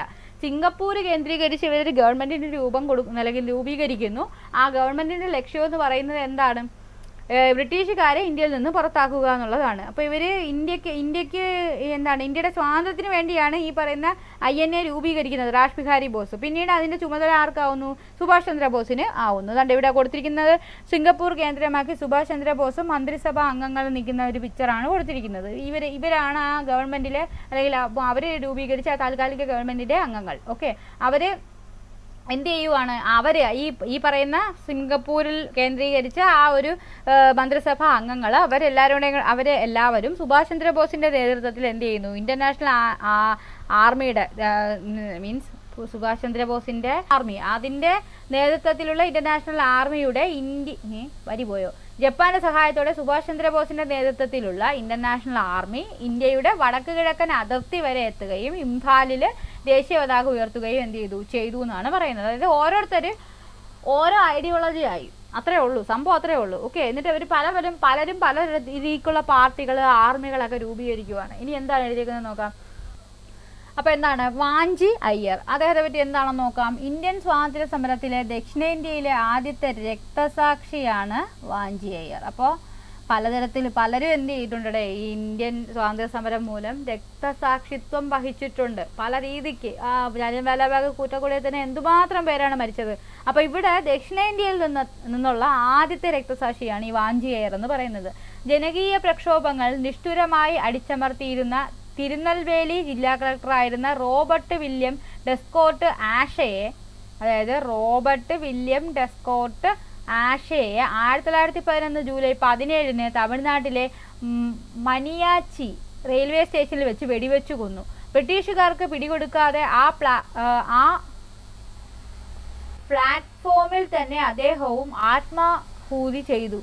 വാഞ്ചി അയ്യരുടെ പ്രവൃത്തിയെപ്പറ്റി മാടങ്കാമ തന്റെ വന്ദേമാതരം പ്രസിദ്ധീകരണത്തിൽ ഇങ്ങനെ എഴുതി: വാഞ്ചി ഉതിർത്ത വെടിയുണ്ടകൾ നൂറ്റാണ്ടുകളായി അടിമത്തത്തിലായിരുന്ന ഒരു രാജ്യത്തെ ഗാഠനിദ്രയിൽ നിന്നും ഉണർത്തിയെന്ന്. അപ്പോൾ ഈ പുള്ളി 1911 ഓർക്കണം. 1911 ജൂലൈ 17 തമിഴ്നാട്ടിലെ മനിയാച്ചി എന്ന് പറയുന്ന റെയിൽവേ സ്റ്റേഷനിൽ വെച്ചിട്ട് അന്ന് ആ ഏരിയയിൽ നടക്കുന്ന ജനകീയ പ്രക്ഷോഭങ്ങളെല്ലാം അടിച്ചമർത്തിക്കൊണ്ടിരുന്ന ഒരു ജില്ലാ കളക്ടറുണ്ട്. അദ്ദേഹമാണ് റോബർട്ട് വില്യം ഡെസ്കോട്ട് ആഷെ. അദ്ദേഹത്തെ എന്ത് ചെയ്തു? വെടിവെച്ചും കൊന്നു. എന്നിട്ട് പുള്ളി എന്ത് ചെയ്തു? വെടിവെച്ച് മരിച്ചു. ഓക്കെ, അപ്പോൾ അങ്ങനെയാണ് പുള്ളി എന്താവുന്നത്? രക്തസാക്ഷിയാവുന്നത്. ഓക്കെ, അങ്ങനെ പുള്ളി മരിച്ചു. അത് 1911 1914 ഗാന്ധിജി ഇന്ത്യയിൽ എത്തുന്നതും അഹിംസാ മാർഗം എന്നും പറഞ്ഞ് സ്റ്റാർട്ട് ചെയ്യുന്നതും. ഓക്കെ, അപ്പോൾ മീൻസ് ഇപ്പോൾ ആദ്യത്തെ സമരം ഏതായിരുന്നു? ചമ്പാരൻ സമരം 1917. ഓക്കെ, അതിന് മുമ്പേ ഇവിടെ എന്ത് ചെയ്തിട്ടുണ്ട്? ഇദ്ദേഹം ഇവിടെ രക്തസാക്ഷിത്വം വഹിച്ചിട്ടുണ്ട്. അദ്ദേഹം പോയി ഒരു ബ്രിട്ടീഷുകാരനായിട്ടുള്ള ഒരു പുള്ളിയാണ്, അതായത് കളക്ടറായിരുന്നു, ജില്ലാ കളക്ടർ. അദ്ദേഹത്തെയാണ് എന്ത് ചെയ്തിരിക്കുന്നത്? വെടിവെച്ച് കൊന്നിരിക്കുന്നത്. അപ്പോൾ അതിനെപ്പറ്റി ഇവിടെ ആരാ പറഞ്ഞിരിക്കുന്നത്? മാഡം കാമ. ആരായിരുന്നു മാഡം കാമ? മാഡം പിക്കാച്ചി കാമ. നമ്മുടെ ത്രിവർണ്ണ പതാക ആദ്യമായി ഒരു അന്താരാഷ്ട്ര വേദിയിൽ ഉയർത്തിയ വ്യക്തിയാണ് ഈ മാഡം പിക്കാച്ചി കാമ എന്ന് പറഞ്ഞ് നമ്മൾ നേരത്തെ പറഞ്ഞതാണ്. ഈ ചാപ്റ്റർ തന്നെ എനിക്ക് ഓർമ്മയില്ല, പറഞ്ഞിട്ടുണ്ട് എന്തായാലും. ഓക്കെ, അപ്പോൾ അവരുടെ വന്ദേമാതരം അവരുടെ ഒരു പ്രസിദ്ധീകരണമാണ് വന്ദേമാതരം. അതിനകത്ത് എന്തുവാണ് എഴുതിയിരിക്കുന്നത്? വാഞ്ചി ഉതിർത്ത വെടിയുണ്ടകൾ നൂറ്റാണ്ടുകളായി അടിമത്തത്തിലായിരുന്ന ഒരു രാജ്യത്തെ ഗാഠനിദ്രയിൽ നിന്ന് ഉണർത്തി. അപ്പോൾ അദ്ദേഹത്തിന്റെ വെടിയുണ്ടകളാണ്, അല്ലെങ്കിൽ അങ്ങനെ അയാൾ സ്വയം എന്ത് ചെയ്യുന്നു? ഒരാളെ കൊന്നിട്ട് അയാൾ ആത്മഹത്യ ചെയ്യുവാണ് ചെയ്തത്. അപ്പോൾ ബ്രിട്ടീഷുകാരനായിട്ടുള്ള ഒരാളെ കൊന്നു. ബ്രിട്ടീഷുകാർക്കെതിരെയുള്ള എന്താണ്? അവർക്കൊരു പ്രശ്നമാണ്. നമുക്കെതിരെ ഒരാൾ വെടി ഉതിർത്തു, അതിന് സന്നദ്ധനായ ഒരാൾ ഉണ്ട് ഇന്ത്യയിൽ എന്ന് പറയുന്നത് അവർക്കൊരു പ്രശ്നമാണ്. ഒരാൾ ഇപ്പോൾ വന്ന സ്ഥലത്ത് ഒരു 100 പേര് വന്നുള്ള കേസ് ആലോചിച്ച് നോക്കിയാണ്, ഒന്നും ചെയ്യാൻ പറ്റത്തില്ല ഇവരെ കൊണ്ട്. അതുകൊണ്ട് അങ്ങനെ ഒരു സ്ഥിതിയിൽ പുതിയൊരു ഐഡിയ അല്ലെങ്കിൽ പുതിയൊരു ഇതിനാണ് പുള്ളി തുടക്കമിട്ടതെന്നാണ് ആര് പറയുന്നത്? ഈ പറയുന്ന മാഡം കാമ പറയുന്നത്. ഇനി നമുക്ക് തൊഴിലാളി കർഷക പ്രസ്ഥാനങ്ങളെ പറ്റി നോക്കാം. ഇപ്പോൾ പറഞ്ഞ എന്താണ്? രാഷ്ട്രീയമായി ബന്ധപ്പെട്ടിട്ടുള്ള കാര്യങ്ങളാണ്. അഹിംസ എന്ന് പറയുന്ന അൾട്ടിമേറ്റ് പറയുന്നുണ്ട്. അഹിംസ പറഞ്ഞു, അത് കഴിഞ്ഞിട്ട് നമ്മൾ എന്ത് ചെയ്തു? അഹിംസയിൽ ബേസ് ചെയ്തിട്ടുള്ള സമരങ്ങളിലേക്ക് കടക്കുന്നു. പക്ഷെ ഒരു സെക്ഷൻ കഴിയുമ്പോഴത്തേക്ക് എന്ത് ചെയ്യുന്നു? ആ ഒരു അഹിംസയോട് യോജിക്കാത്ത കുറച്ച് പേര് വരുന്നു. അവരെന്ത് ചെയ്യുന്നു? അവർ ഓരോരുത്തർ ഓരോ പ്രസ്ഥാനങ്ങൾ രൂപീകരിക്കുന്നു. എന്നിട്ട് എന്ത് ചെയ്യുന്നു? എല്ലാവരുടെയും ലക്ഷ്യം ഒന്ന് തന്നെയാണ്, സ്വാതന്ത്ര്യം നേടുക. ഓക്കെ, ഇനി നമുക്ക് തൊഴിലാളി കർഷക പ്രസ്ഥാനങ്ങളെ പറ്റി നോക്കാം. റഷ്യൻ വിപ്ലവത്തെ തുടർന്ന് സോഷ്യലിസ്റ്റ് ആശയങ്ങളുടെ സ്വാധീനം ഇന്ത്യൻ തൊഴിലാളി പ്രസ്ഥാനങ്ങൾ രൂപീകരിക്കുന്നതിനിടയായി. അതായത് റഷ്യൻ വിപ്ലവം നമ്മൾ എവിടെ പഠിച്ചതാണ്? റഷ്യൻ വിപ്ലവം പഠിച്ചെന്നാണ് എൻ്റെ വിശ്വാസം, പഠിച്ചെന്ന് തോന്നുന്നു. അപ്പോൾ വിപ്ലവത്തെ തുടർന്ന് സോഷ്യലിസ്റ്റ് ആശയങ്ങളുടെ സ്വാധീനം ഇന്ത്യയിൽ തൊഴിലാളി പ്രസ്ഥാനങ്ങൾ രൂപീകരിക്കുന്നതിനിടയാക്കി. അപ്പം സോഷ്യലിസമാണ് മെയിൻ. ഓക്കെ, ഇനി എന്താ പറഞ്ഞേക്കുന്നത്? അക്കാലത്ത് ഇന്ത്യയിൽ രൂപീകരിക്കപ്പെട്ട തൊഴിലാളി സംഘടനകൾ ചൂടെ പറയുന്നതാണ്. അതിനകത്ത് വരുന്നതാണ് അന്ന്, അതായത് ആ കാലഘട്ടത്തിൽ ഇന്ത്യയിൽ രൂപീകരിക്കപ്പെട്ട തൊഴിലാളി സംഘടനകൾ അല്ലെങ്കിൽ തൊഴിലാളി പ്രസ്ഥാനങ്ങളാണ് പറയുന്നത്. ഏതൊക്കെയാണ്? അഹമ്മദാബാദ് ടെക്സ്റ്റൈൽ അസോസിയേഷൻ, അതുപോലെ മദ്രാസ് ലേബർ യൂണിയൻ ഉണ്ട്. പിന്നെ 1920, അപ്പോൾ സമയം എന്താണ്? 1920 കാലഘട്ടത്തിലാണ് ഇപ്പോൾ ഇനി പറഞ്ഞുകൊണ്ടിരിക്കുന്നത്. 1920 N.M. ജോഷി, ലാലാ ലജ്പത് റായ് എന്നിവർ മുൻകൈയെടുത്ത് അഖിലേന്ത്യാ ട്രേഡ് യൂണിയൻ കോൺഗ്രസ് രൂപീകരിച്ചു. അഖിലേന്ത്യാ ട്രേഡ് യൂണിയൻ കോൺഗ്രസ് രൂപീകരിക്കുന്നത് 1920-ലാണ്. 1920-ലാണ്. സോഷ്യലിസമാണ് ഇവരുടെ ഇതിപ്പോൾ പറഞ്ഞുകൊണ്ടിരിക്കുന്നത്. സോഷ്യലിസവും ബേസ് ചെയ്തിട്ട് ഇന്ത്യയിൽ വന്നിട്ടുള്ള തൊഴിലാളി പ്രസ്ഥാനങ്ങളുടെ കാര്യമാണ് പറഞ്ഞുകൊണ്ടിരിക്കുന്നത്. അപ്പോൾ 1920 N.M. ജോഷി, അതുപോലെ ലാലാ ലജ്പത് റായ് എന്നിവരുടെ നേതൃത്വത്തിൽ എന്ത് ചെയ്തു? അഖിലേന്ത്യാ ട്രേഡ് യൂണിയൻ കോൺഗ്രസ് രൂപീകരിച്ചു. ഈ സംഘടനയുടെ 3 പ്രധാന ലക്ഷ്യങ്ങൾ. എന്തിനു വേണ്ടിയാണ് ഈ സംഘടന? തൊഴിലാളി വർഗമെന്ന നിലയിൽ സംഘടിക്കുകയും പ്രവർത്തിക്കുകയും ചെയ്യുക. ഇപ്പോഴെല്ലാവർക്കും എന്ത് ചെയ്യേണ്ടത്? ഓരോരുത്തർക്കും ഓരോ സംഘടന വെച്ചുണ്ട്. അത് അധ്യാപകരായ അധ്യാപക സംഘടനകളുണ്ട്, തൊഴിലാളികളാണെങ്കിൽ അവർക്കുണ്ട്, അതുപോലെ ഈ അല്ലാതെ ദിവസവേതന അങ്ങനെയുള്ള അവർക്ക് വേണ്ടിയിട്ടുണ്ട്, ഗ്രിഡ് തൊഴിലാളികൾക്കുണ്ട്, അങ്ങനെ പല രീതിക്കുള്ള, അങ്ങനെ ഓരോരുത്തർക്കും എന്തുണ്ട്? ഓരോ തൊഴിൽ സംഘടനകളുണ്ട്. അപ്പോൾ ആദ്യകാല തൊഴിൽ സംഘടനകളിൽ വരുന്നതാണ് ഇത്.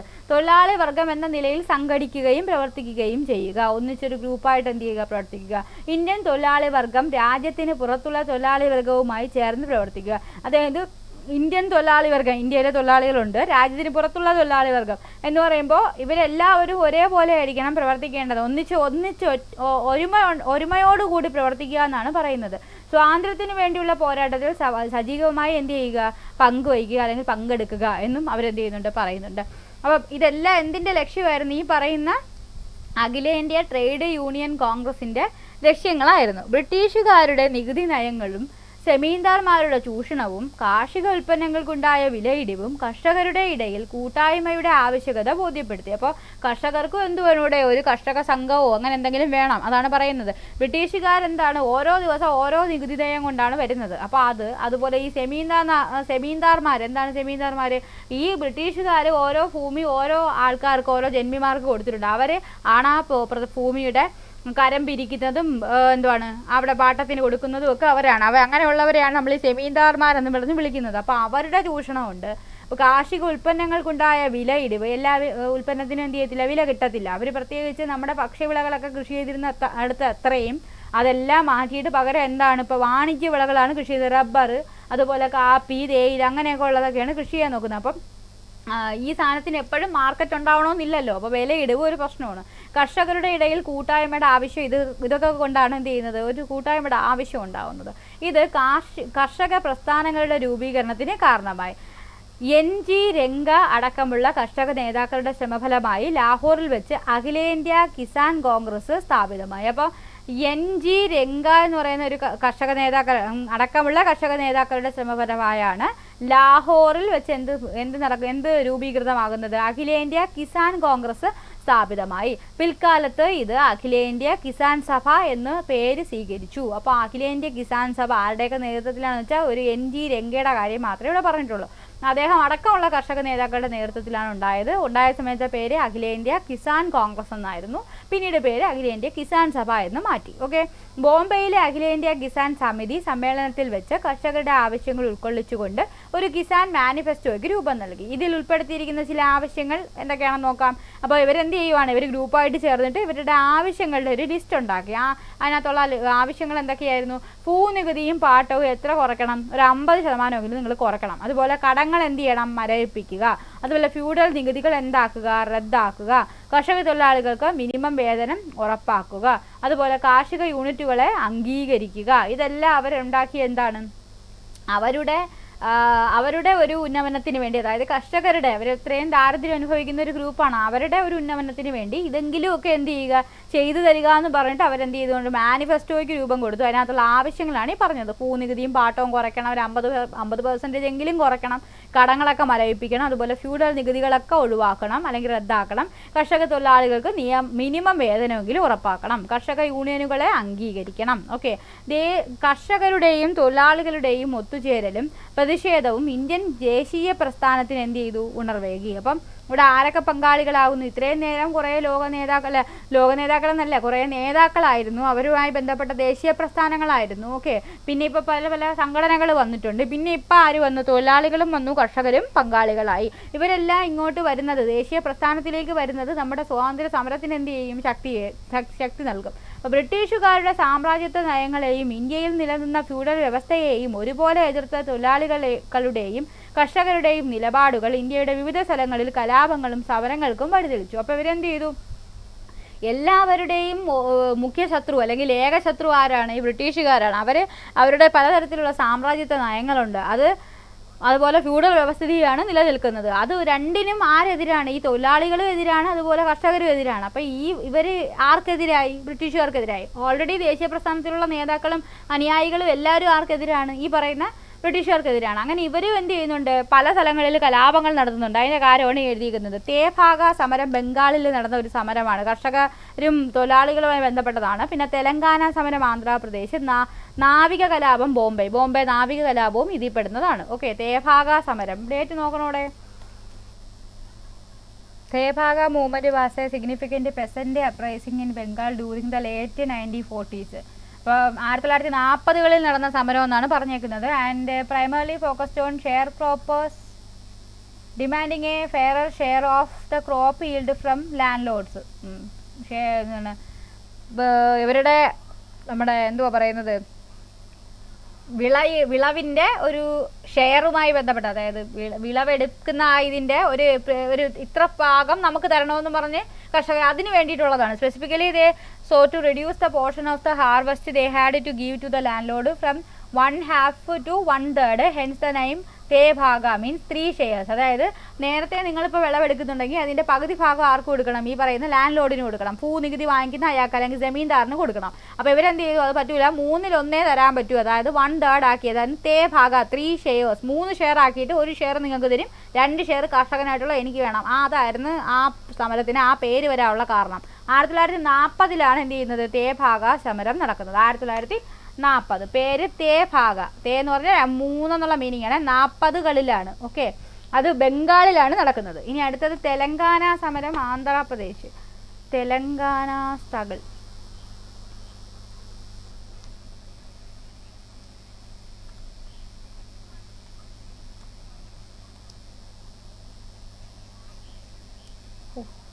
The Telangana struggle refers to the decades-long movement to establish a separate state of Telangana, carved out of the erstwhile Andhra Pradesh in the India. This struggle involved various phases, including an armed peasant revolt in the mid-20th century of the subsequent political agitation for the statehood. അതായത് പ്രത്യേക സംസ്ഥാനം വേണമെന്ന് പറഞ്ഞിട്ടുള്ള ഒരു ഇതാണ്. അതായത് അവർ എനിക്ക് തോന്നുന്നു കർഷകർക്ക് വേണ്ടിയിട്ടും അങ്ങനെ എന്തെങ്കിലും ആയിരിക്കും. ഇതിപ്പം അതുമായിട്ട് ബന്ധപ്പെട്ട് ഓൾറെഡി ഇപ്പോൾ കിട്ടിയല്ലോ, തെലങ്കാന ആയല്ലോ. അത് നേരത്തെ തുടങ്ങിയ അജിറ്റേഷൻ ആണ്, ഇപ്പോഴാണ് അതിനൊരു ഇത് കിട്ടിയത്. Space also known as the Telangana rebellion involved a peasant uprising against the oppressive rule of Nizam of Hyderabad in his Razakhar forces. ആദ്യം 1946-51 സമയത്ത് തൊട്ടേ ഇതുണ്ട്. അത് ആദ്യം പറയുന്ന ആ ഒരു കലാപം എന്ന് പറയുന്നത് the space also known as the Telangana rebellion include a peasant uprising against the oppressive rules of the Nizam of Hyderabad. ഹൈദരാബാദിലെ നിസാമിൻ്റെ റൂളുകൾക്ക് അഥവാ അദ്ദേഹത്തിൻ്റെ നിയമങ്ങൾക്കെതിരെ ഉള്ള കർഷക കലാപമായിട്ടാണ് ആദ്യമൊക്കെ ഇത് വന്നുകൊണ്ടിരിക്കുന്നത്. ആ കലാപത്തിൻ്റെ കാര്യമായിരിക്കും ഇപ്പോൾ മെൻഷൻ ചെയ്തിട്ടുള്ളത്. കർഷക കലാപമാണെന്നല്ലേ നമ്മൾ പറയുന്നത്. 1947-50 കാലഘട്ടത്തിലാണ് 46-51 കാലഘട്ടം 46-51 1946-51 കാലഘട്ടത്തിലാണ് ഈ പറയുന്നത് തെലങ്കാന സമരം ആന്ധ്രാപ്രദേശ്. നാവിക കലാപം ബോംബെ, നേവൽ മ്യൂട്ടിനി.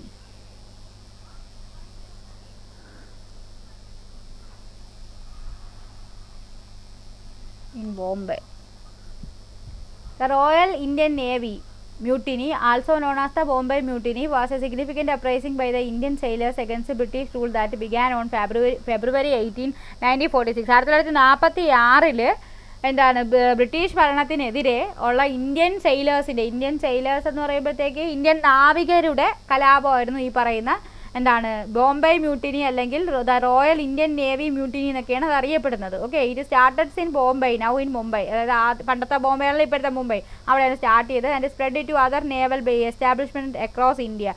ഒരു നാവിക കേന്ദ്രത്തിൽ ആരംഭിച്ചു എങ്കിലും ഇന്ത്യയുടെ പല ഭാഗത്തുള്ള നാവിക കേന്ദ്രങ്ങളിലേക്ക് ഇത് എന്ത് ചെയ്തു, ഇത് പടർന്നു അല്ലെങ്കിൽ ഇത് വ്യാപിച്ചു എന്ന് പറയാം. The mutiny was fuelled by poor working conditions, racial discrimination and inadequate food for the sailors. അതായത് നാവികർക്ക് വേണ്ടത്ര ഒന്നുമില്ല. അതായത് വർക്കിംഗ് കണ്ടീഷൻ ശരിയല്ല, അതുപോലെ നിറത്തിൻ്റെ പേരിലുള്ള ഡിസ്ക്രിമിനേഷൻ ഉണ്ട്, അതുപോലെ തന്നെ ആവശ്യത്തിനുള്ള ആഹാരമില്ല. ഇതൊക്കെയാണ് അവരെ എന്തിലേക്ക് നയിച്ചത്, ഈ കലാപത്തിലേക്ക് നയിച്ചത്. The mutiny involve around 20,000 sailors on 78 ships and shore establishments. അതായത് ഈ ഒരു കലാപത്തിൽ 20,000-ലധികം നാവികർ പങ്കെടുക്കുകയും 78-ലധികം എന്താണ് ഷിപ്പുകൾ വരികയും അങ്ങനെയൊക്കെ ചെയ്ത ഒരു കലാപമാണെന്നാണ് പറയുന്നത്. റോയൽ ഇന്ത്യൻ നേവി എന്ന് പറയുന്നത് നമ്മൾ നേരത്തെ എന്താണ് ഈ റോയൽ ഇന്ത്യൻ നേവി എന്ന് പറയുന്നത് എനിക്ക് തോന്നുന്നു മറ്റേ ഇവരുമായിട്ട് ബന്ധപ്പെട്ടതാണ്.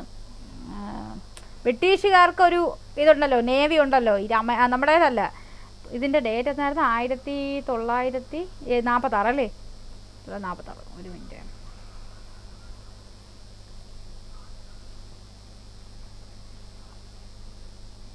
1946 ഈ നാവിക കലാപം നടക്കുന്നത്. ഈ ബ്രിട്ടീഷുകാരുടെ ഒരു നേവി ഉണ്ടല്ലോ, അതിനകത്തുള്ള ഇന്ത്യക്കാർ നേരിടുന്ന പ്രശ്നങ്ങളാണ്, അല്ലെങ്കിൽ അതിലെ നാവികർ നേരിടുന്ന പ്രശ്നങ്ങളാണ്, അതുമൂലമാണ് ഈ പറയുന്ന കലാപം ഉണ്ടാകുന്നത്. അപ്പം ഇനി ബാക്കി നോക്കാം. സ്വാതന്ത്ര്യത്തിലേക്ക്. ഇതാണ് അതിർത്തി ഗാന്ധി എന്നറിയപ്പെടുന്ന ആളാണ്. ആരാണ് ഇത് നമുക്ക് വായിച്ചു നോക്കാം. ഖാൻ അബ്ദുൾ ഗാഫർ ഖാനാണ് ആ പുള്ളി. അപ്പം എന്താണ് അതിർത്തി ഗാന്ധി എന്ന് പറഞ്ഞ് എഴുതിയിരിക്കുന്നത്? ദ്വിരാഷ്ട്രവാദത്തെയും ഇന്ത്യയുടെ വിഭജനത്തെയും ശക്തമായി എതിർത്തിരുന്ന നേതാവാണ് ഖാൻ അബ്ദുൾ ഗാഫർ ഖാൻ. ഇന്ത്യയുടെ വടക്കു പടിഞ്ഞാറൻ അതിർത്തി പ്രദേശങ്ങളിൽ നിരവധി സമരങ്ങൾക്ക് നേതൃത്വം നൽകിയ ഇദ്ദേഹത്തെ ഇന്ത്യയുടെ വിഭജനം ദുഃഖിപ്പിച്ചു. ഹിന്ദു മുസ്ലിം ഐക്യത്തിന് വേണ്ടി നിലകൊണ്ട അദ്ദേഹം അതിർത്തി ഗാന്ധി എന്നറിയപ്പെടുന്നു. ഇന്ത്യ ഗവൺമെന്റിന്റെ പരമോന്നത ബഹുമതിയായിട്ടുള്ള ഭാരതരത്ന നൽകി രാഷ്ട്രം അദ്ദേഹത്തെ ആദരിച്ചിട്ടുണ്ട്. അപ്പോൾ അതായത് സ്വാതന്ത്ര്യത്തിലേക്ക് നമ്മൾ എത്തുന്നു, നമ്മൾ സ്വാതന്ത്ര്യം കൈവരിക്കുന്നു ഒരു സ്ഥിതി വരുമ്പോഴത്തേക്കാണ് പിന്നെ നമ്മൾ ഇന്ത്യ പാകിസ്ഥാൻ എന്ന 2 രാജ്യമായിട്ട് വിഭജിക്കാനായിട്ട് തീരുമാനിക്കുന്നത്. ഓക്കെ, വിഭജനത്തോട് വളരെ എതിർത്തിരുന്ന വിഭജനത്തോട് താല്പര്യമില്ലാത്ത ഒരാളായിരുന്നു ആര്? ഖാൻ അബ്ദുൾ ഗാഫർ ഖാൻ എന്ന് പറയുന്നത്. ഇന്ത്യയുടെ വടക്കു പടിഞ്ഞാറൻ അതിർത്തി പ്രദേശങ്ങളിൽ നിരവധി സമരങ്ങൾക്ക് നേതൃത്വം നൽകിയ ഒരു വ്യക്തിയായിരുന്നു ഇദ്ദേഹം. അപ്പോൾ അദ്ദേഹത്തെ നമ്മൾ അതിർത്തി ഗാന്ധി എന്നാണ് വിളിക്കുന്നത്. അദ്ദേഹത്തിന് ഭാരത് രത്ന നൽകി എന്ത് ചെയ്തിട്ടുണ്ട്, രാഷ്ട്രം അദ്ദേഹത്തെ ആദരിച്ചിട്ടുണ്ട്. അപ്പം അദ്ദേഹത്തിന് ഭാരത് രത്ന കിട്ടിയ ഡേറ്റ് വേണ്ടയുടെ വിക്കിപീഡിയക്കകത്ത് 1987 കാണിക്കുന്നത്. ആ ഡേറ്റ് ഞാൻ ഒന്നുകൂടെ ചെക്ക് ചെയ്തിട്ടേക്കെ, കണ്ടിട്ടൊരു ഇത് വരുന്നില്ല. 1987 തന്നെ എന്നുള്ളത് ചെക്ക് ചെയ്യാം. ഓക്കെ, ഇനി നമുക്ക് ബാക്കി വായിച്ചു നോക്കാം. സ്വാതന്ത്ര്യത്തിലേക്ക് പോവാം. രണ്ടാം ലോകയുദ്ധം ലോകത്താകമാനം സാമ്രാജ്യത്തിന്റെ തകർച്ചയ്ക്ക് കാരണമായി. നമ്മൾ രണ്ടാം ലോകയുദ്ധവും ഒന്നാം ലോകയുദ്ധവും ഒക്കെ മുമ്പത്തെ ക്ലാസ്സുകളിൽ പഠിച്ചത്, അല്ലെങ്കിൽ വീഡിയോസിൽ അല്ലെങ്കിൽ ചാപ്റ്ററുകളിൽ വായിച്ചതാണ്. അപ്പോൾ ബ്രിട്ടൻ സാമ്പത്തികമായി ദുർബലമാകുകയും അതുവഴി കോളനികൾ നിലനിർത്താനുള്ള ശേഷി നഷ്ടപ്പെടുകയും ചെയ്തു. അപ്പം ഒരു യുദ്ധത്തിൽ പരാജയപ്പെടുന്നു, അല്ലെങ്കിൽ യുദ്ധത്തിന്റെ പ്രത്യാഘാതങ്ങൾ എന്തൊക്കെയാണെന്ന് നമ്മൾ മനസ്സിലാക്കിയതാണ്. അപ്പോൾ ആ ഒരു യുദ്ധം കഴിയുന്നതിൻ്റെതായിട്ടുള്ള പ്രശ്നങ്ങൾ എന്തുണ്ടോ എല്ലാ രാജ്യങ്ങൾക്കും ഉണ്ടാവാറുണ്ട്. അങ്ങനെ എന്ത് ചെയ്തു, ബ്രിട്ടൻ സാമ്പത്തികമായി ദുർബലമാകുകയും അതുവഴി കോളനികൾ നിലനിർത്താനുള്ള ശേഷി എന്ത് ചെയ്യുകയും ചെയ്തു, നഷ്ടപ്പെടുകയും ചെയ്തു. ഏഷ്യയിലും ആഫ്രിക്കയിലും സ്വാതന്ത്ര്യ സമരങ്ങൾ ശക്തിപ്പെട്ടതും ലോകത്തെ വൻ ശക്തികളായി വളർന്നു വന്ന അമേരിക്കയും സോവിയറ്റ് യൂണിയനും കോളനി വാഴ്ചയ്ക്കെതിരായി നിലപാടെടുത്തതും ഇന്ത്യക്ക് സ്വാതന്ത്ര്യം നൽകാൻ ബ്രിട്ടനെ നിർബന്ധിതമാക്കി. അതായത് നമ്മൾ പറഞ്ഞില്ലേ, ഞാൻ ആദ്യമേ പറഞ്ഞതാണ്, നമ്മൾ ഈ യുദ്ധം കഴിയുന്ന സമയത്ത് അവരെന്ത് ചെയ്യുന്നുണ്ട്, അല്ലെങ്കിൽ യുദ്ധം നടക്കുന്നതിൻ്റെ ഇടയിൽ കൂടെ ഈ പറയുന്ന സ്വാതന്ത്ര്യത്തിന് വേണ്ടിയുള്ള പോരാട്ടങ്ങൾ നടക്കുന്നുണ്ട്. അതിൻ്റെ ഫലമായി പല രാജ്യങ്ങൾക്കും എന്ത് ചെയ്യുന്നുണ്ട്, സ്വാതന്ത്ര്യം കിട്ടുന്നുമുണ്ട്. അപ്പോൾ അതാണ് കാര്യം. ഏഷ്യയിലും ആഫ്രിക്കയിലും സ്വാതന്ത്ര്യ സമരങ്ങൾ എന്ത് ചെയ്തു, ശക്തിപ്പെട്ടു. അതുപോലെ തന്നെ ലോകത്തെ വൻ ശക്തികളായി വളർന്നു വന്ന അമേരിക്കയും സോവിയറ്റ് യൂണിയനും, അമേരിക്കയുടെയും സോവിയറ്റ് യൂണിയൻ്റെയും കഥയെല്ലാം നമ്മൾ പറഞ്ഞതാണ്. ഒന്നും മുതലാളിത്ത സമ്പദ് വ്യവസ്ഥയെ ബേസ് ചെയ്ത് വർക്കാവുന്ന ഒരു കൺട്രി, മറ്റതെന്താണ് സോഷ്യലിസം, അതുമായിട്ട് ബന്ധപ്പെട്ട് അല്ലെങ്കിൽ ആ സോഷ്യലിസത്തിൽ ഊന്നി വർക്കാവുന്ന ഒരു ഗ്രൂപ്പാണ് സോവിയറ്റ് യൂണിയൻ. അപ്പോൾ ഇവർ തമ്മിൽ എന്താണ്, ഒരു ശീതയുദ്ധമാണ് നടന്നുകൊണ്ടിരുന്നത്. പിന്നെ അത് ഏക ധ്രുവ ലോകത്തിലേക്ക് ചെന്നെത്തിയ കാര്യമൊക്കെ നമ്മൾ പഠിച്ചതാണ്. അപ്പോൾ ഇവർ രണ്ടുപേരും, ഈ അമേരിക്കയും സോവിയറ്റ് യൂണിയനും കോളനി വാഴ്ചയ്ക്ക് എതിരായി നിലപാടെടുത്തു. അതും എന്തായി, ബ്രിട്ടന് പ്രശ്നമായി. അങ്ങനെ ബ്രിട്ടൻ എന്ത് ചെയ്യേണ്ടി വന്നു, നിർബന്ധിതമായിട്ട് ഇന്ത്യക്ക് സ്വാതന്ത്ര്യം നൽകേണ്ട അവസ്ഥയിലേക്ക് വന്നെത്തുകയാണ് ചെയ്തത്. ഇന്ത്യയോട് അനുഭാവം പുലർത്തിയിരുന്ന ക്ലെമന്റ് ആറ്റ്ലിയുടെ നേതൃത്വത്തിൽ ലേബർ പാർട്ടി ബ്രിട്ടനിൽ അധികാരത്തിൽ വന്നതും സ്വാതന്ത്ര്യ സമ്പാദനം എളുപ്പമാക്കി. അപ്പൊ ഇന്ത്യയോട് അനുഭാവമുള്ള ഒരു വ്യക്തിയായിരുന്നു ക്ലെമന്റ് ആറ്റ്ലി. അദ്ദേഹത്തിന്റെ നേതൃത്വത്തിലുള്ള ലേബർ പാർട്ടി ബ്രിട്ടനിൽ എന്ത് ചെയ്തു, അധികാരത്തിൽ വന്നതും സ്വാതന്ത്ര്യ സമ്പാദനം എളുപ്പമാക്കി എന്നാണ് പറയുന്നത്. അപ്പോൾ ഇന്ത്യക്ക് സ്വാതന്ത്ര്യം കിട്ടാനുള്ള വഴികൾ തുറന്നത് എങ്ങനെയാണെന്നാണ് ഈ പറയുന്നത്. രണ്ടാം ലോക മഹായുദ്ധം എന്ത് ചെയ്യുന്നു, ബ്രിട്ടൻ ദുർബലമാകുന്നു. അപ്പോൾ എന്ത് ചെയ്യുന്നു, ആ യുദ്ധത്തിൽ വിജയിച്ചവരുടെ ഐഡിയോളജീസ് എന്താണ്, അവർ ഈ പറയുന്ന കോളനി വാഴ്ചയ്ക്കൊക്കെ എതിരാണ്. അപ്പോൾ അവർക്ക് പിടിച്ചു നിൽക്കാൻ കഴിയാത്തൊരവസ്ഥയാണ്, അവർക്ക് ബ്രിട്ടന് പിടിച്ചു നിൽക്കാൻ പറ്റാത്തൊരവസ്ഥ വരുന്നു. അങ്ങനെ നിർബന്ധിതമായി ബ്രിട്ടൻ എന്ത് ചെയ്യുന്നു, സ്വാതന്ത്ര്യം കൊടുക്കാൻ നിർബന്ധിതരാകുകയാണ് ചെയ്യുന്നത്. അതുപോലെ തന്നെ ക്ലെമന്റ് ആറ്റ്ലിയുടെ നേതൃത്വത്തിൽ ലേബർ പാർട്ടി ബ്രിട്ടനിൽ അധികാരത്തിൽ വരുന്നു. അപ്പോൾ ഇവരെ ഈ ബ്രിട്ടനിൽ അധികാരത്തിൽ വരുമ്പോൾ ബ്രിട്ടനിൽ ആരാണോ ഭരിക്കുന്നത് അവർ പറയുന്നത് തന്നെ ആര് കേൾക്കണം, ഇവിടെ ഉള്ള ബ്രിട്ടീഷുകാരും കേൾക്കേണ്ടി വരും. അതും ഒരു എന്തിലോട്ട് വരും, സ്വാതന്ത്ര്യ സമ്പാദനത്തിന് എളുപ്പമായി എന്നാണ് പറയുന്നത്. എന്നാൽ മുഹമ്മദ് അലി ജിന്നയുടെ നേതൃത്വത്തിൽ സർവേന്ത്യ ലീഗ് പാകിസ്ഥാൻ എന്ന പ്രത്യേക രാജ്യം വേണമെന്ന് ആവശ്യപ്പെട്ടു. അവർക്ക് പാകിസ്ഥാൻ എന്ന് പറഞ്ഞ പ്രത്യേക ഒരു രാജ്യം വേണമെന്ന് അവർ ആവശ്യപ്പെടുകയാണ്. മുഹമ്മദ് അലി ജിന്നയുടെ നേതൃത്വത്തിലാണ് സർവേന്ത്യ ലീഗ് എന്നാണ് അവരുടെ പേര്. ആ ഒരു സഖ്യമാണ് പാകിസ്ഥാൻ എന്നൊരു രാജ്യം വേണമെന്ന് ആവശ്യപ്പെടുന്നത്.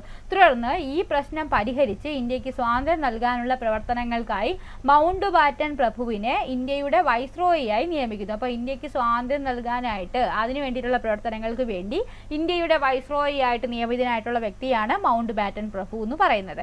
ഇന്ത്യയെ വിഭജിക്കാതെ അധികാര കൈമാറ്റം സാധ്യമല്ലെന്ന് വാദിച്ച മൗണ്ട് ബാറ്റൻ അതിനുവേണ്ടി തയ്യാറാക്കിയതാണ് മൗണ്ട് ബാറ്റൻ പദ്ധതി.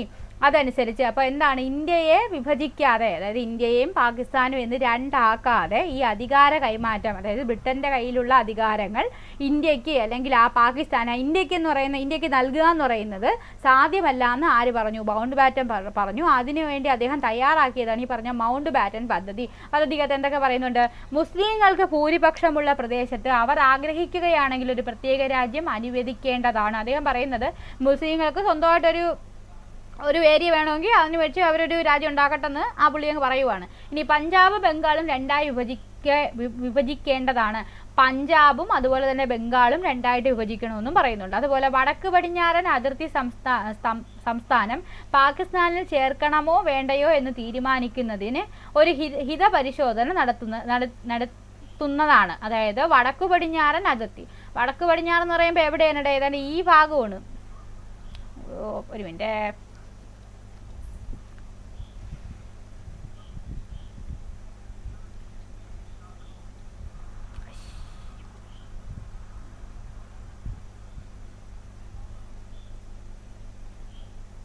ഇങ്ങനെയാണല്ലേ പോകുന്നത് നമ്മുടെ ഇന്ത്യയുടെ മാപ്പ് വരയ്ക്കുമ്പോൾ, ഏകദേശം ഇങ്ങനെയാണല്ലോ. ഇങ്ങനെ വന്നിട്ട് പിന്നെ ഇങ്ങനെ പോയി ഇങ്ങനെയാണ് പോകുന്നത്. അപ്പം ഇതിൽ നമ്മൾ ഡയറക്ഷൻ പറയുമ്പോൾ ഇത് നോർത്ത്, ഇത് വെസ്റ്റ്, ഇത് ഈസ്റ്റ്, ഇത് സൗത്ത്. അപ്പോൾ ഇവർ പറയുന്നത് എവിടെയാണ്? വടക്ക് പടിഞ്ഞാറെന്ന് പറയുന്നത് ഈ ഭാഗമാണ്. ഇവിടെയാണല്ലേ വരുന്നത്. നമ്മുടെ പാകിസ്ഥാൻ എന്നൊക്കെ പറയുന്നത് ഈ ഭാഗത്താണ്.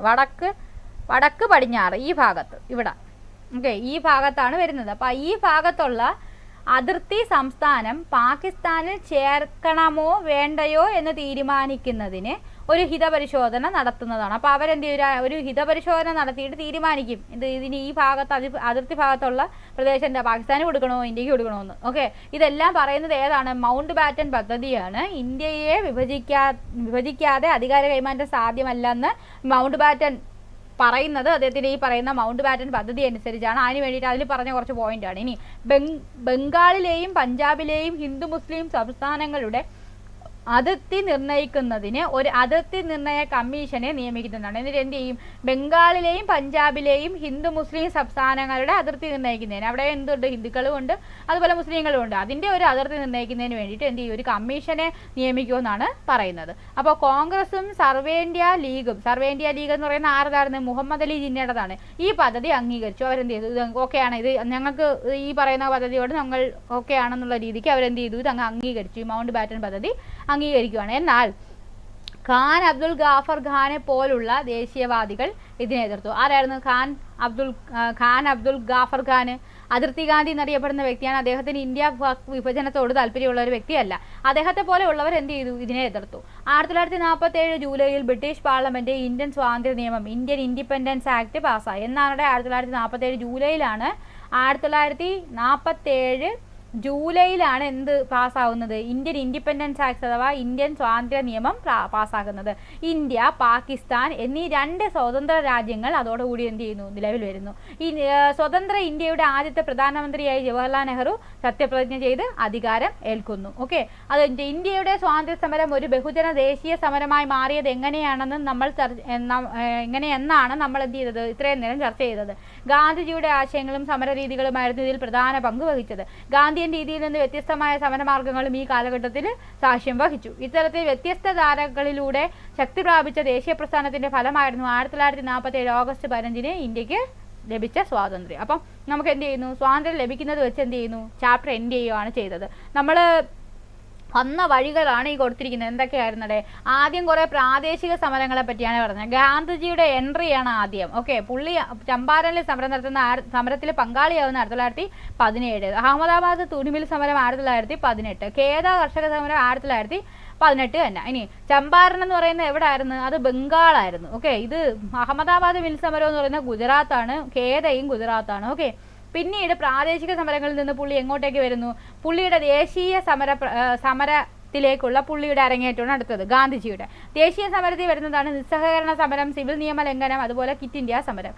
ഓക്കെ, അതിൽ നിസ്സഹകരണ സമരം എന്ന് പറയുന്നത് ഏത് സമയത്തായിരുന്നു? നിസ്സഹകരണ സമരവും നമ്മുടെ ഖിലാഫത്ത് പ്രസ്ഥാനവും കൂടെ ഒരു സമയത്താണ് 1920 to 22 വരെയാണ് അത് നടക്കുന്നത്. ഓക്കെ, സിവിൽ നിയമ ലംഘനം എന്ന് പറയുന്നതും നിസ്സഹകരണ പ്രസ്ഥാനം 1922 ഫെബ്രുവരി ആകുമ്പോൾ എൻഡ് ചെയ്യുന്നുണ്ട്. മറ്റേ ചൗരി ചൗര സംഭവം നടക്കുമ്പോൾ അതങ്ങ് എൻഡ് ചെയ്യുന്നുണ്ട്. പിന്നീട് സിവിൽ നിയമലംഘനത്തെ പറ്റി പറയുന്ന 1929 ലാഹോർ സമ്മേളനത്തിൽ വെച്ചിട്ട് 1929 നമ്മുടെ ജവഹർലാൽ നെഹ്റു അധ്യക്ഷനായിട്ടുള്ള ലാഹോർ സമ്മേളനത്തിൽ വെച്ചാണ് സിവിൽ നിയമലംഘനത്തെ പറ്റി എന്ത് ചെയ്യുന്നത്? സിവിൽ നിയമലംഘനത്തെയും അതുപോലെ പൂർണ്ണ സ്വരാജിനെയും പറ്റി മെൻഷൻ ചെയ്യുന്നത്. സിവിൽ നിയമലംഘനത്തിൽ അവർ മെയിനായിട്ട് പറഞ്ഞ എന്താണ്? ഉപ്പു സത്യാഗ്രഹവും പിന്നെ ധരാസന സമരവും എന്ന് പറഞ്ഞൊരെണ്ണം പറയുന്നുണ്ട്.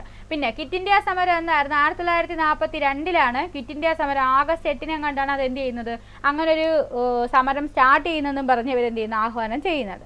എന്നിട്ട് ഈ പറയുന്ന 1920-22 കാലഘട്ടത്തിൽ നിസ്സഹകരണ സമരം വരെയും ഊർജിതമായിരുന്ന ഒരു രീതിക്കാണ് എന്ത് പൊയ്ക്കൊണ്ടിരുന്നത്? ബ്രിട്ടീഷുകാർക്കെതിരെയുള്ള സമരം അല്ലെങ്കിൽ പ്രക്ഷോഭങ്ങൾ പൊയ്ക്കൊണ്ടിരുന്നത്. ഈ 1922 ഉള്ള നിസ്സഹകരണ സമരം അവസാനിപ്പിക്കാൻ ഗാന്ധിജി ആഹ്വാനം ആഹ്വാനം ചെയ്തത് പലതരത്തിലുള്ള മറ്റ് വഴികളിലേക്ക്, സ്വാതന്ത്ര്യം കണ്ടെത്താനുള്ള അഹിംസ അല്ലാത്ത മറ്റു വഴികളിലേക്ക് തിരിയാനായിട്ട് പല നേതാക്കളെയും പ്രേരിപ്പിച്ചു. അങ്ങനെയാണ് സ്വരാജ് പാർട്ടി എന്ത് ചെയ്യുന്നത്, രൂപീകരിക്കുന്നത്. സോഷ്യലിസ്റ്റ് പ്രസ്ഥാനം ഉണ്ടാകുന്നു, വിപ്ലവ പ്രസ്ഥാനങ്ങൾ മറ്റു പലതും ഉണ്ടാകുന്നുണ്ട്, തൊഴിലാളി കർഷക പ്രസ്ഥാനങ്ങളും എന്ത് ചെയ്യുന്നുണ്ട്, രൂപീകരിക്കുന്നുണ്ട്. ഇത്രയും കാര്യങ്ങളാണ് നമ്മൾ എന്ത് ചെയ്തത് ഈ ചാപ്റ്ററിൽ പഠിച്ചത്. ഓക്കെ, അപ്പോൾ ഒന്നുകൂടെ ഒന്ന് പറയണോ അതോ പറഞ്ഞ് നമുക്ക് എന്ത് ചെയ്യാം, പറഞ്ഞങ്ങ് വൈൻഡപ്പ് ചെയ്യാം. ഓക്കെ,